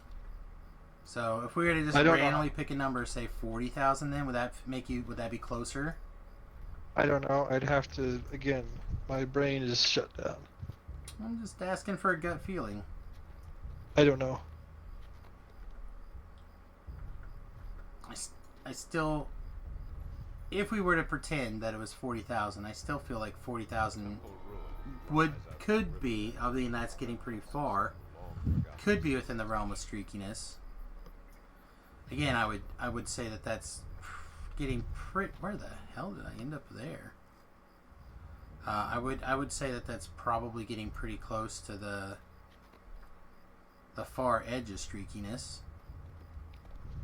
I think it's less streak and more boost activations. I'm sure both of those things are a factor, right?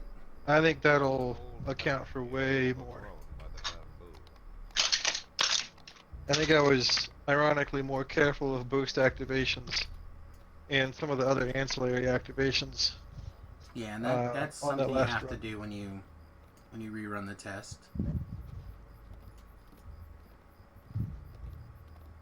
It's interesting. But this is also just kind of ballparky type stuff also. Right, which is why I'm asking for your ballparky gut feelings. A ballpark, my gut feel is Wolf is wisdom still ahead. Yeah, it just doesn't seem like it should be, but it might be. Said I You get was the entirety of the stat, the divine might off of each other. right. So I could see how that would push it ahead. I said I was looking at it for again something else, and I don't remember if it was wisdom. Oh, I think it was comparing the Dex monk build to a strength monk build, and I was making very similar arguments of like, well, hey, you know, I can pump my dexterity so much higher than I can pump my strength as a halfling. Right? That it just doesn't make sense to not be using my dexterity score to do damage instead of my strength score. And then when again said person was like, well, you can always get more strength and like, but not as a halfling. Well, they're accounting for primal scream, they're accounting for other stuff. Sure. And you're not going to be primal screaming probably At in below heroics. level 20, probably not. Probably not. Did you know you can't use Twisted Fates below 20? You know what? I've seen that somewhere before. I want to throw that out there in case you forgot. But man, I'm missing 2 things. Far side of the bridge, we know where that's at. Sacrificial site, I thought we ran by that. A layer of Right. burning skulls. Maybe that's here too. Maybe we just missed one. Maybe. So some more Titan-esque questions. Now, how fast do you think the new and improved Knight of the Chalice and a regular old barbarian did? I have no clue. The regular old barbarian came in at 140. So he's a little slower. Is this not the sacrifice? Oh, the sacrifice spite is over Two-handed this way. barbarian. Like up here or something. And Knight of the Chalice, two-handed, came in at a Captain Slow 207.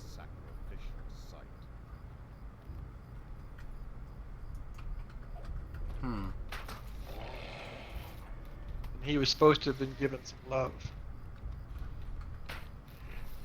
And that was also utilizing more smites than I should have had.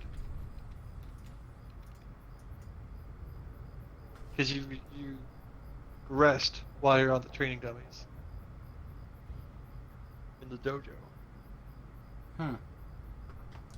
Yeah, I don't know. Now the Chalice is super slow. Seems like it was not We as got a lot of pushed boost. as they would like it to be. They got a lot of boosts. How did the knight compare to like your just regular fighter?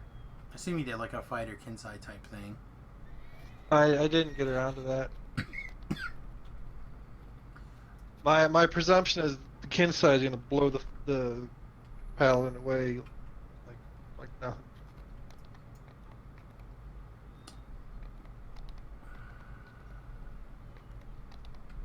Yeah, it's unfortunate. I do not know. Angel Skin got changed to do Sacred PRR Well, that's cool. and I think MRR too. I forget if it's both of them or just one of them.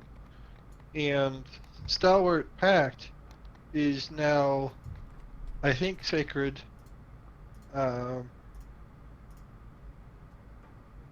Melee power.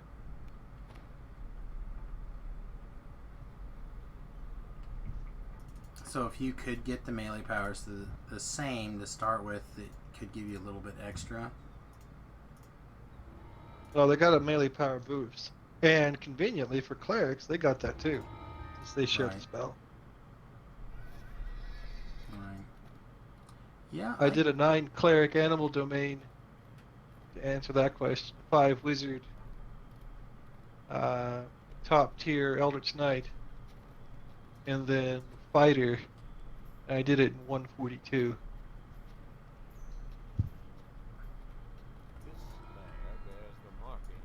Yeah, I don't know. Like I said, a lot of those numbers are interesting. I understand why a lot of people like yourself take the time to crunch those kind of numbers. I'm glad that I don't have to deal with it. Those Well, are it's it's about the best you can do since we don't have meters. right.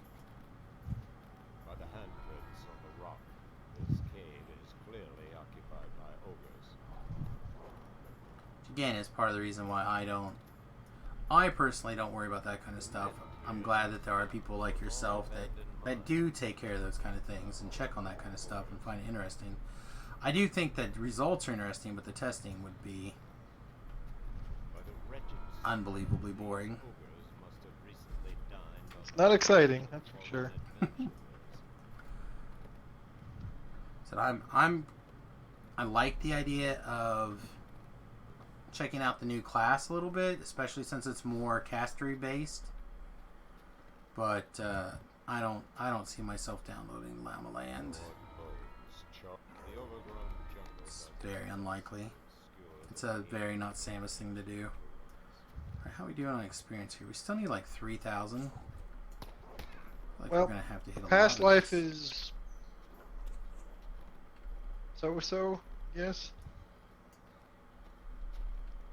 It's 1 to transmutation DCs and 20 That's spell what points. that's what they were saying. I think the transmutation DCs are probably reasonable, depending on what you're trying to do.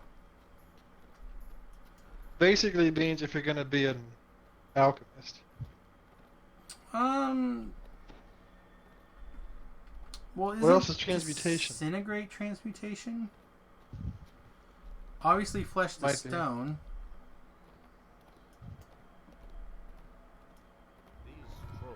I think disintegration is a transmutation spell. Okay, so there's two things, both of which are flesh of stone's probably better than disintegrate.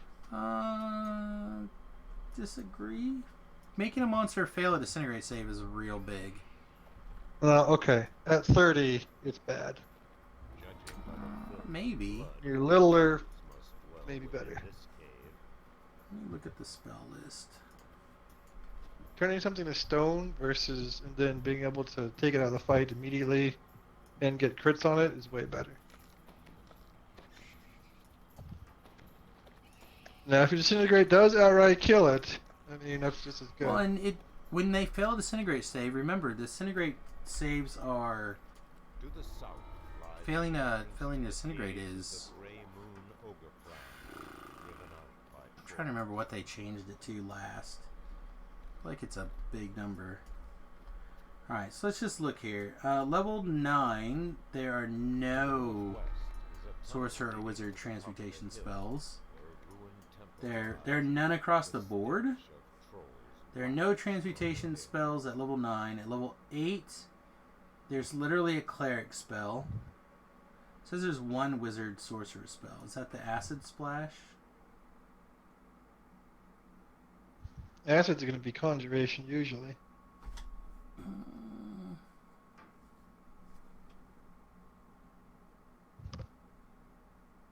looking through here. There's not much. Disintegrate. Oh yeah, they changed disintegrate to be that like half d6, half just static damage.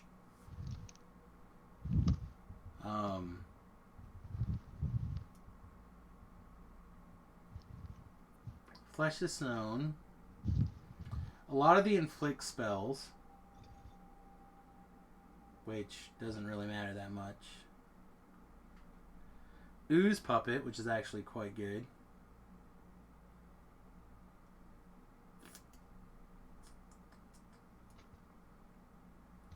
But yeah, most of these are buffs. So not a whole heck of a lot.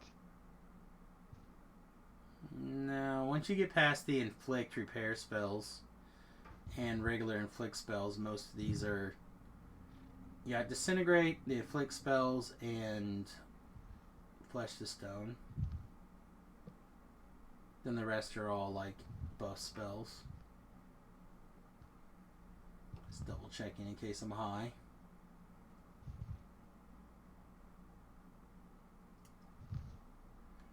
Yeah, so it's less good.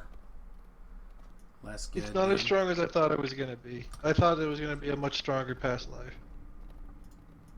Yeah, there's again we mentioned this on the stream earlier. I don't know if you were there for it, but I kind of was skimming the forums a little bit, and I noticed there was a couple of people complaining about the power of past lives, and that they felt like past lives were overpowered. And I don't see that argument. And why are you gonna do them? This mausoleum was Why are you Well, gonna go through all that re-leveling, reflagging, and all that TR cache, all that for I feel like they're not a whole incremental lot? upgrades, but I don't feel like they're overpowering upgrades. Oh yeah, we were talking about this together. It was that I feel like skill outweighs TRs a lot of the time, like player skill. That's when you made your Does. comment about You had wishing them to both be together skilled. though. Well, sure, a skilled is going to outweigh an unskilled player. So if you're also a skilled player that has past lives, then that versus an unskilled player that has no past lives, they're cumulative, but they're like two different categories. You know, they definitely stack together type situation. But I would still think that, like, you can't take an unskilled player and give them a bunch of past lives and be like, whoa, you're way stronger than this skilled player. You know what I mean? But Generally, no. I just don't. I don't think any of them are so overpowered. I don't know. Maybe I'm just an old fogey. There are some that let you do things that you could not otherwise do.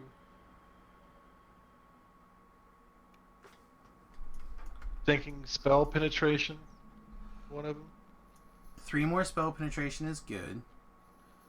Personally, I think the idea of not having to worry about rogue gear in a lot of situations is pretty Also nice. good. I don't think it's overpowered.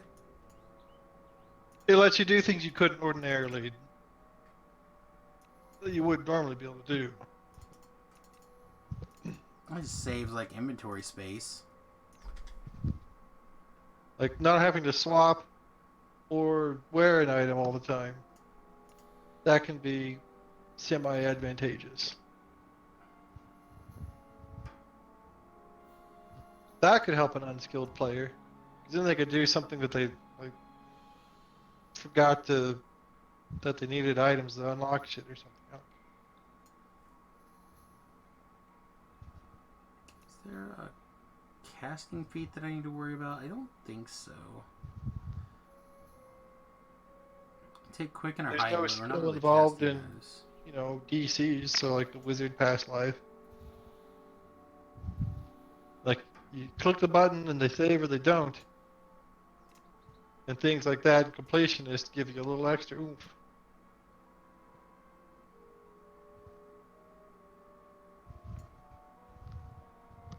Yeah, I mean, again, I don't feel like any of that stuff's totally overpowered.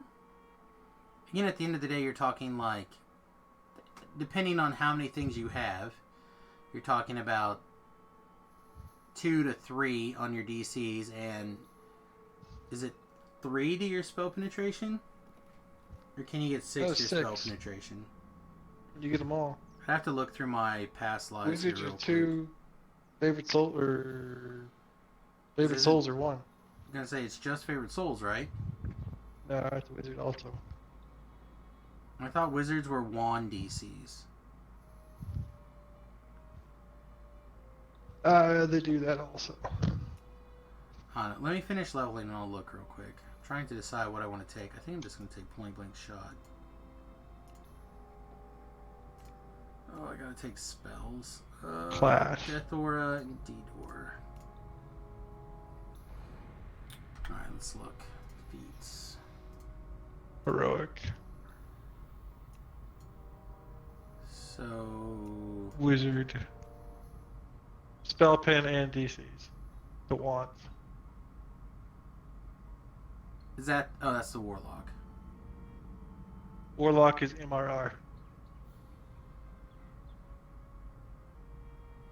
Okay, so Wizard says 2 to spell penetration, so that's 6. And then the favorite soul is soul. another 3. Yep. So Nine's that's about 9. Nine's a lot. I'll give That's you a nine's lot. a lot. That can let you do things you couldn't do before in places. Like that could be the difference between, reliably landing spells on devils and bullshit versus not.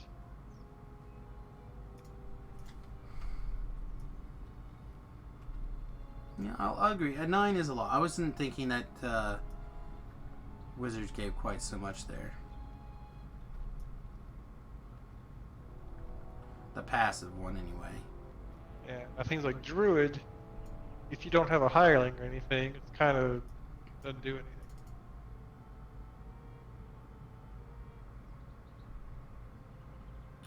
Alright, level 9. Do I have any gears changes at 9 that stick out? I don't think so. That would be like Titan Raid loot and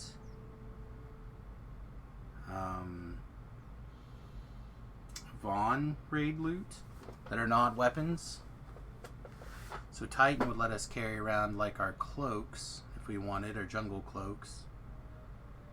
Which right now I don't need to worry about because I have such a large abundance of tasty hams, thanks to Beef's generous Christmas donations.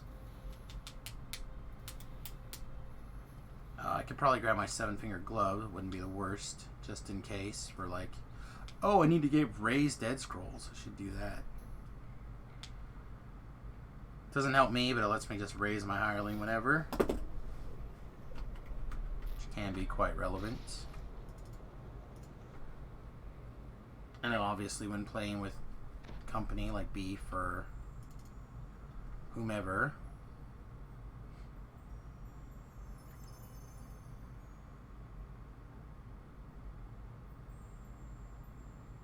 Four scrolls of raid is dead. I guess I'm gonna have to go make a trip to House Jarasco. What else is in the... Oh, I need to check this. Yeah, that one's just a generic.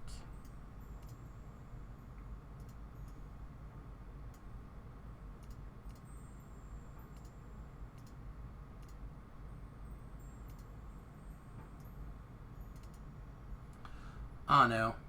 I guess my definition of overpowered is not so broad that it's just things that you couldn't normally do.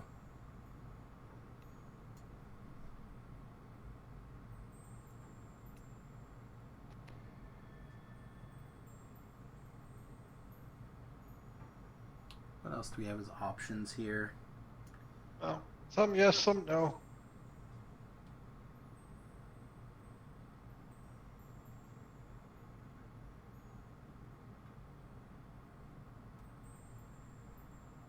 You can either go get it or QQ.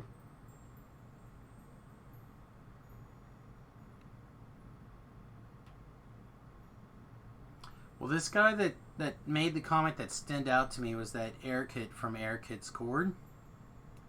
It's the guy who donated so much money that they felt obliged to name a magic or an item after him in game. But when I read that, Well, that guy's good at QQ. his in particular, it stood out to me in such a way I was like, why? Oh, I probably should have switched this a long time ago, huh? Probably would have been a good... Switching to one of the 5 rings, that probably would have been a good idea.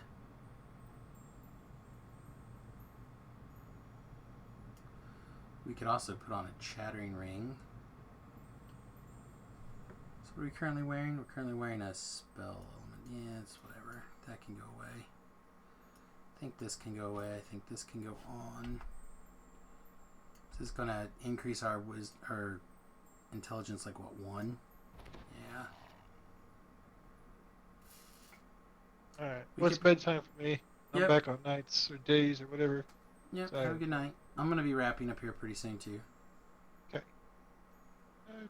Let's see. We could Chattering Ring. Is probably the best option, actually. Oh, I guess we could... No, we don't switch belts yet. Do we? We might. Yeah. This might be a life that we take the time to switch our belts.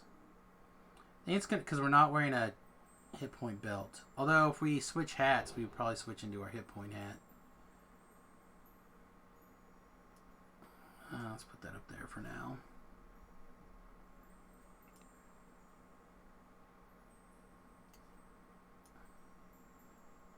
That's what we're going to deconstruct, right? Yeah. There's Samius's astral projector.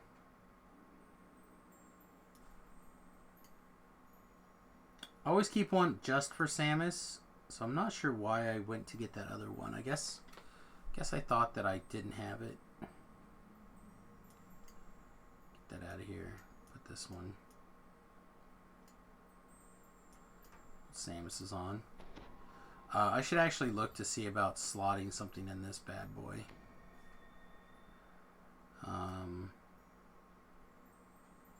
So yeah, I guess we're gonna grab the Chattering Ring. Our armor class is pretty much trash at the moment, and our dodge is pretty bad, so put the Chattering Ring on. That'll, like, we're not hiding silently in these quests, so it doesn't matter. That'll kick our dodge up pretty what? 1? I guess this is a dodge 4 item, isn't it?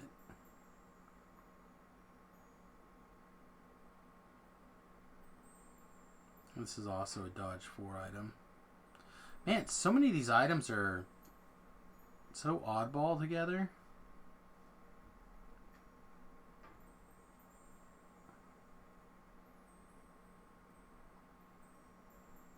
Don't think there's boots that we care about right now. We just keep these on. This is like not a significant increase.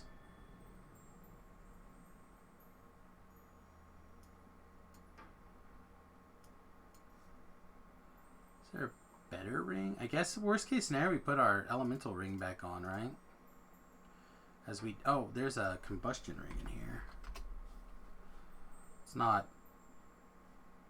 any better than that though. This thing doesn't.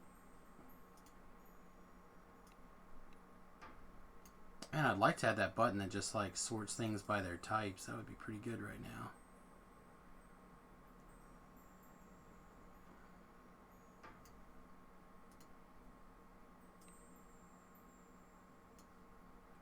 Black opal bracers.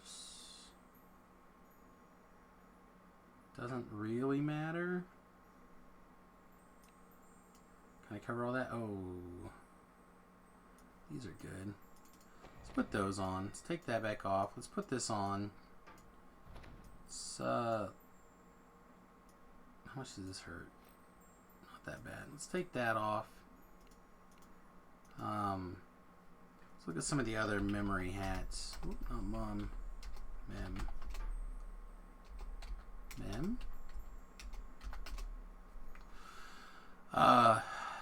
Like I said, the Unseen gives us the additional poison damage.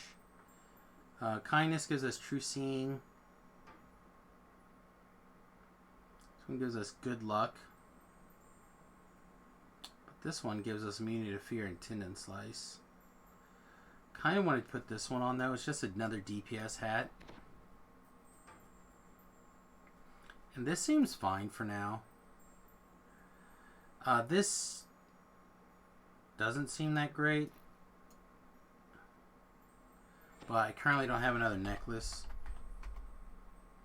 I have a bunch of these like Hardy of whatever hats at different tiers, but I don't think there's one at 9.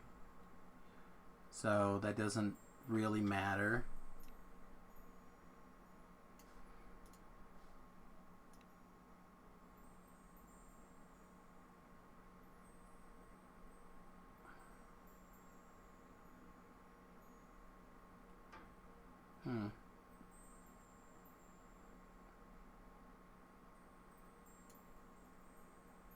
Yeah, I guess it's fine. I guess we just keep wearing it for now. Like, what else are we gonna put on? Like,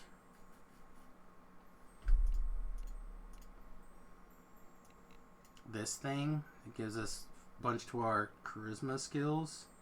That doesn't include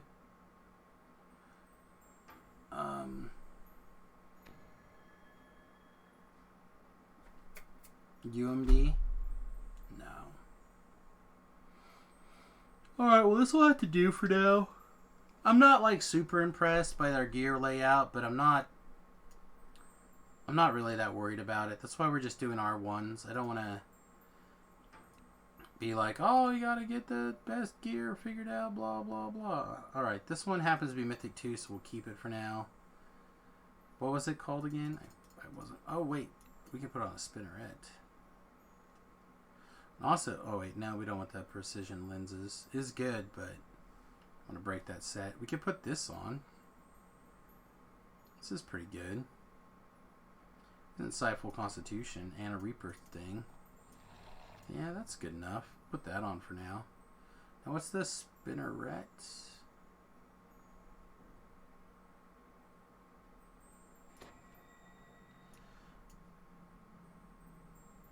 Spell lure, quality potency, spell pin.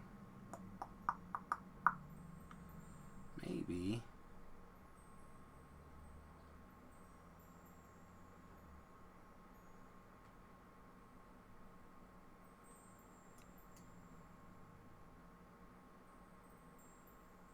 Yeah, this is probably better now. Now they took off the other things. Alright, so let's close this stuff. We'll deconstruct the things we know we can deconstruct, and then we'll probably call it a afternoon. Getting your UMD up is no easy task. I wonder what you'll pick. Eat that. So We have to many keep this. Satyrs are only one. This can go away. Is there anything else that we can consume? I don't think so, right?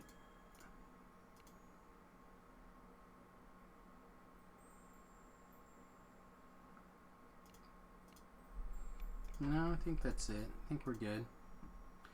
Yeah, it's not easy getting your UMD up sometimes.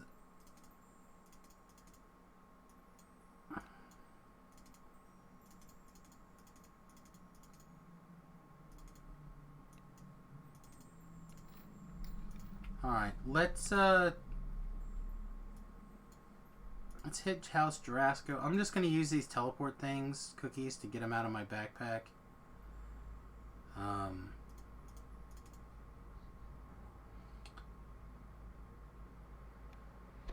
You have a 65% chance? Alright, well, we can help increase that. Do you have a luck thing going on?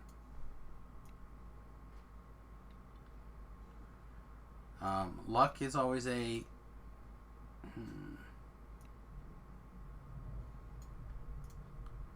Let's see. We need, what, 96 of these to get back to a full stack? Done. Then let's go ahead and grab a repair wand for beef. Did I prepare spells also? Did not. Want to prepare spells and grab some spell components. So luck will give you an extra 1 to 2. Like, I forget what level you are. Last I remember you were something like 10, right? So you're probably like closer to 11 or 12 by now.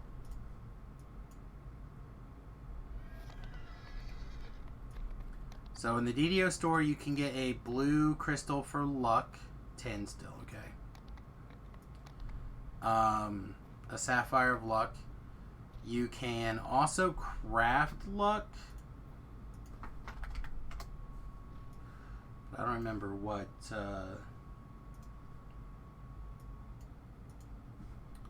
kind of like number that is. Let's look on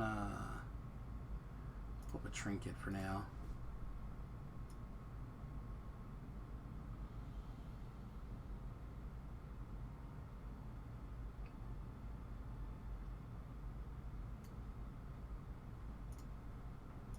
I know it can go in here.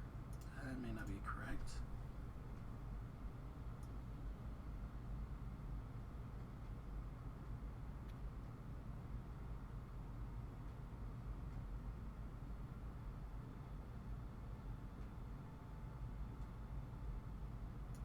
Alright, is Voice of the Master luck bonus?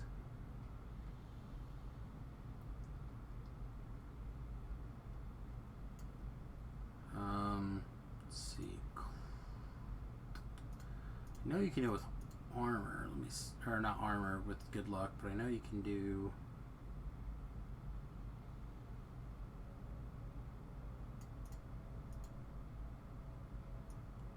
There's an older power. I do not see it.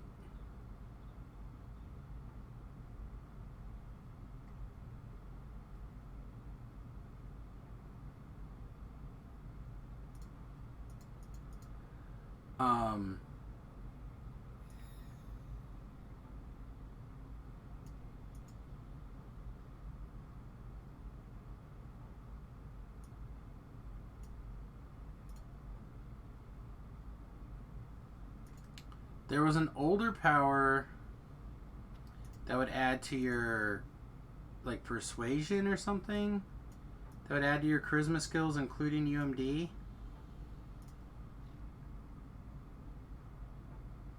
Yeah. Okay, so you got your good luck. Do you have your charisma score as high as possible?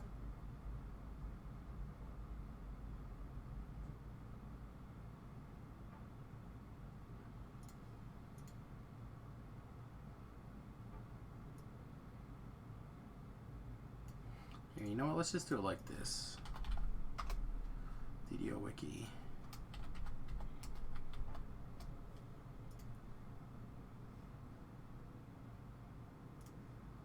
Alright, here we go. Charisma modifier. Exceptional bonus onto your charisma. Inside bonus to charisma. Inherent bonus to charisma. Guild bonus. +2 to airships. Competence bonus from like an Inspire song. Or like a monk. What is it? Fire, positive fire.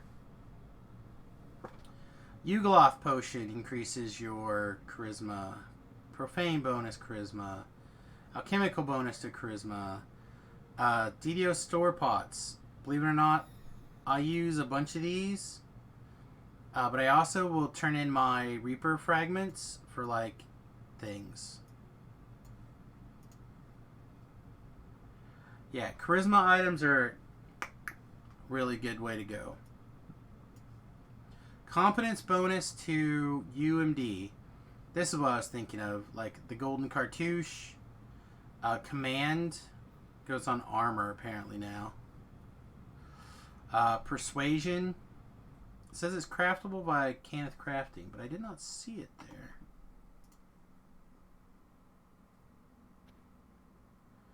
On helms, goggles, rings, trinkets. I didn't see it. Let's go back to trinket. Persuasion.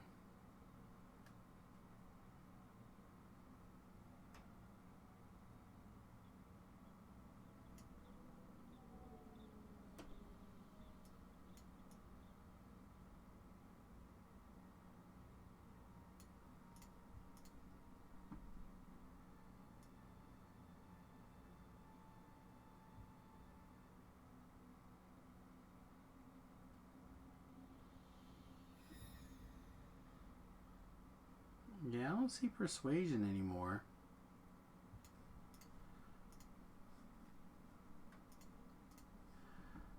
Bunny hat is a DDO thing. I don't know if you can still buy the bunny hat in the DDO store, but the bunny hat's one that gives you +3.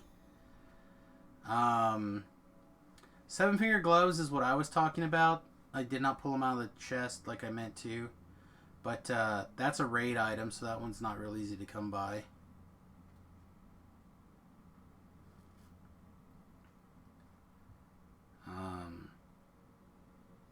Yeah, the bunny hat's probably the easiest one to come by if it's still in the store.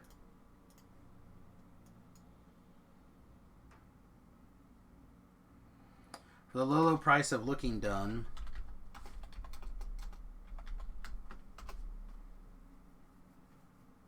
You can do the fiendish one. Fiendish one doesn't work. You need the other one. Yeah, I don't think the other one's still available.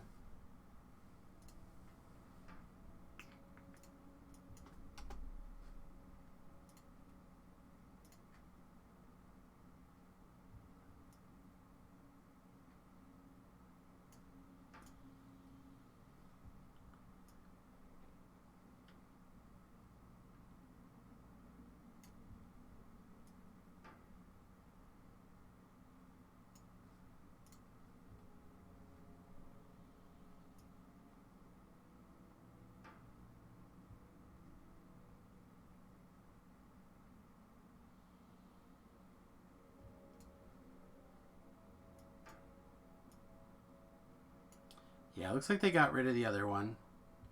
So I don't think you can buy that.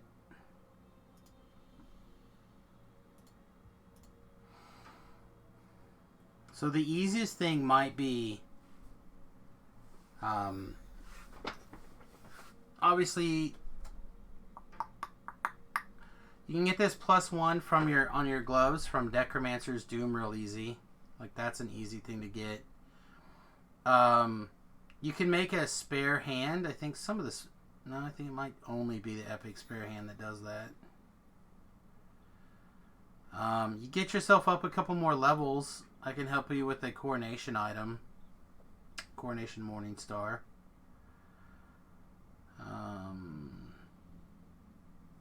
You might be able to buy a Circle of Persuasion off the auction house.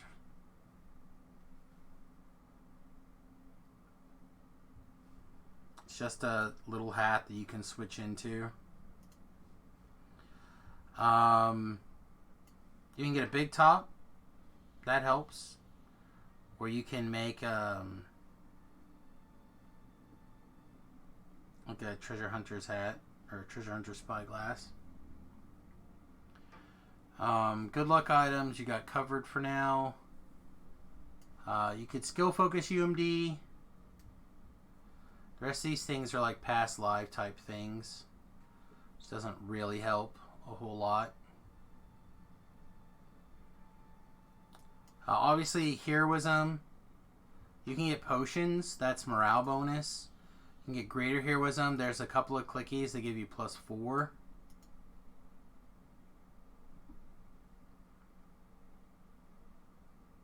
Yeah, I don't think you can get either of those.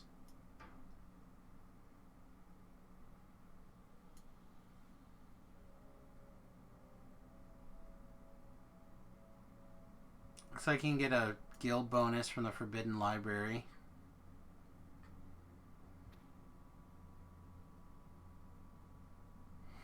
You can also get a tome.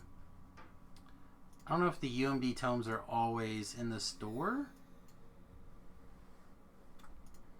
They had +5s at one point.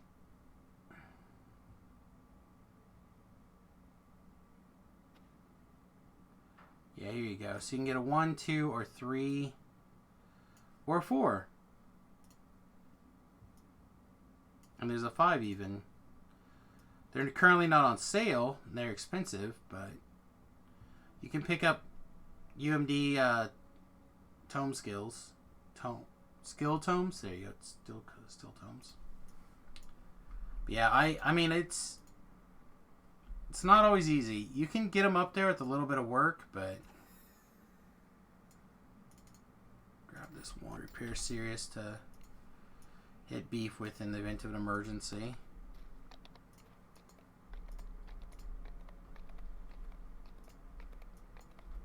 So I'm gonna go grab my put this over here too.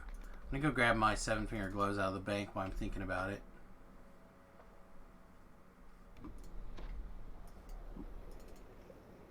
Again, just in case, so my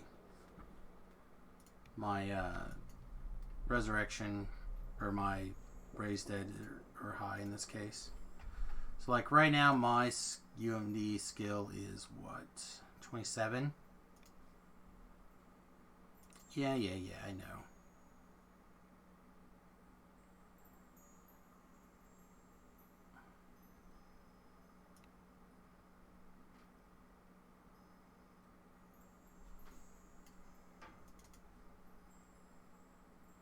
See, like here's some that I made. I made these. I crafted them on goggles. So I know you can craft them. Goggles. It was on the second slot.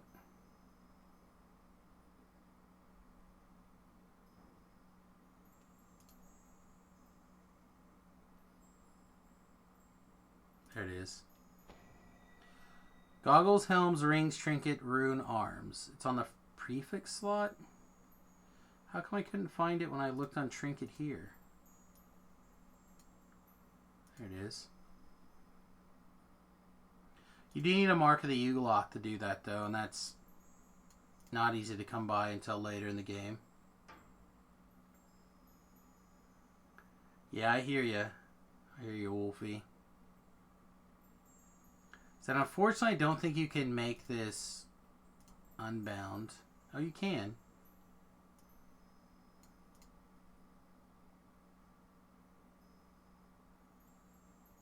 So if you can find somebody that has a 400 crafting skill, they could help you. I do not have that high of a skill, or I would do it for you.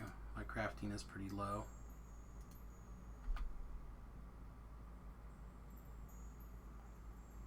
Or I would craft basically something along these lines for you.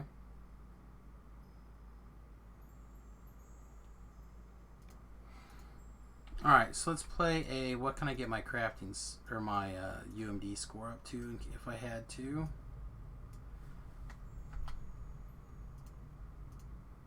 Skills. UMD is right there, 27, bottom of the thing. So I swap this, 32, I cast Heroism, 34. What does that give me roughly? That's more than 100% chance to use my Race Dead Scrolls. So that's good enough for me. If I needed to go higher for some reason, I think one of the memory hats has I think the charisma one. Am I wearing a charisma item also? Not. So if I also grabbed a Memories of Charity, that's also got a competence bonus to it.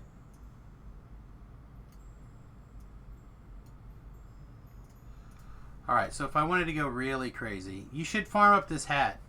Memories of Charity. It's from the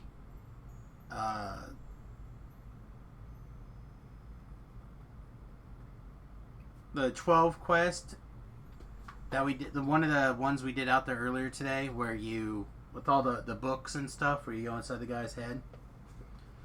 But if I put this on, we could boost a little higher. So skills, you know, we look at our UMD down here. We already know if we switch this, we go to 34. If I switch this hat, it goes to 41. 41's, or sorry, 38. 38. So if I got one more point, I'd be no fail on heal scrolls right now. So I needed a 2 or better to cast a heal scroll. Yeah, it's probably worth grabbing a heal scroll and doing this.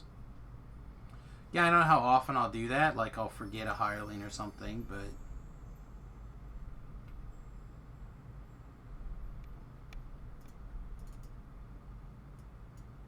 Well, you're in luck. We recorded a video on it earlier today. So what I will do is I will... Do I have heal scrolls? Seems incredibly unlikely I don't have heal scrolls. There's some. Grab a heal scroll. I should grab resto scrolls as well. Let's actually scoot this down a notch. Not going to be doing these in combat. There's more heal scrolls, but...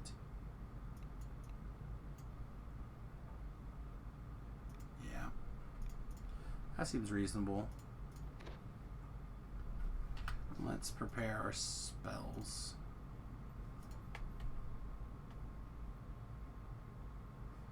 Also like to get this Pale Master stuff worked in soon. Maybe I should look at taking some of this stuff out for some Pale Master things.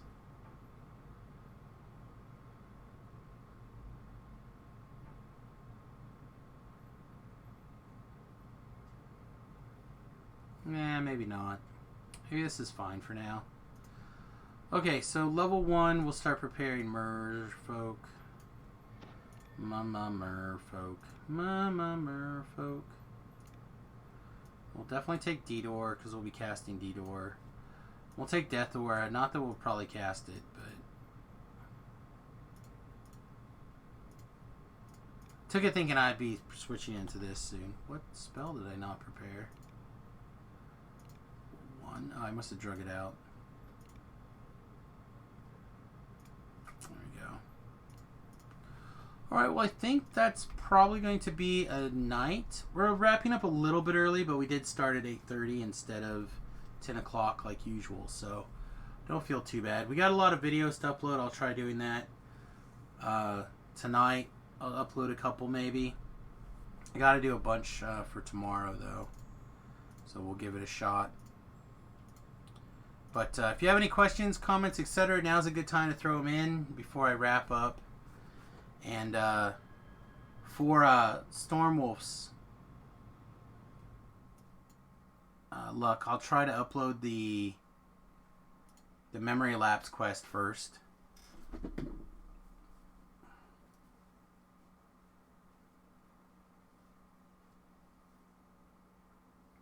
It'll still probably be like an hour. But you can go back and watch the replay on Twitch, and you might even be able to watch the replay on YouTube by now too. Alright, so nobody has question, comments, etc. I'm going to get out of here. Thanks for watching, everybody. Please take a minute if you can and go over to my YouTube channel, youtube.com/SamusGarobo, and give that a follow. I would appreciate it. You'll get notified when I start the stream as well as when I get a video up. And I'm trying to grow my YouTube channel this year. There's a bunch of content over there. My plan is to be on tomorrow morning like usual. Tomorrow evening should be our pen and paper game, which as long as we have enough bodies we'll play.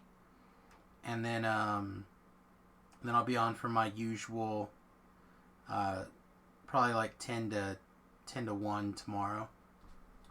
So I hope you guys have a wonderful night, and we'll see you guys tomorrow. Thanks for hanging out, and we'll see you soon.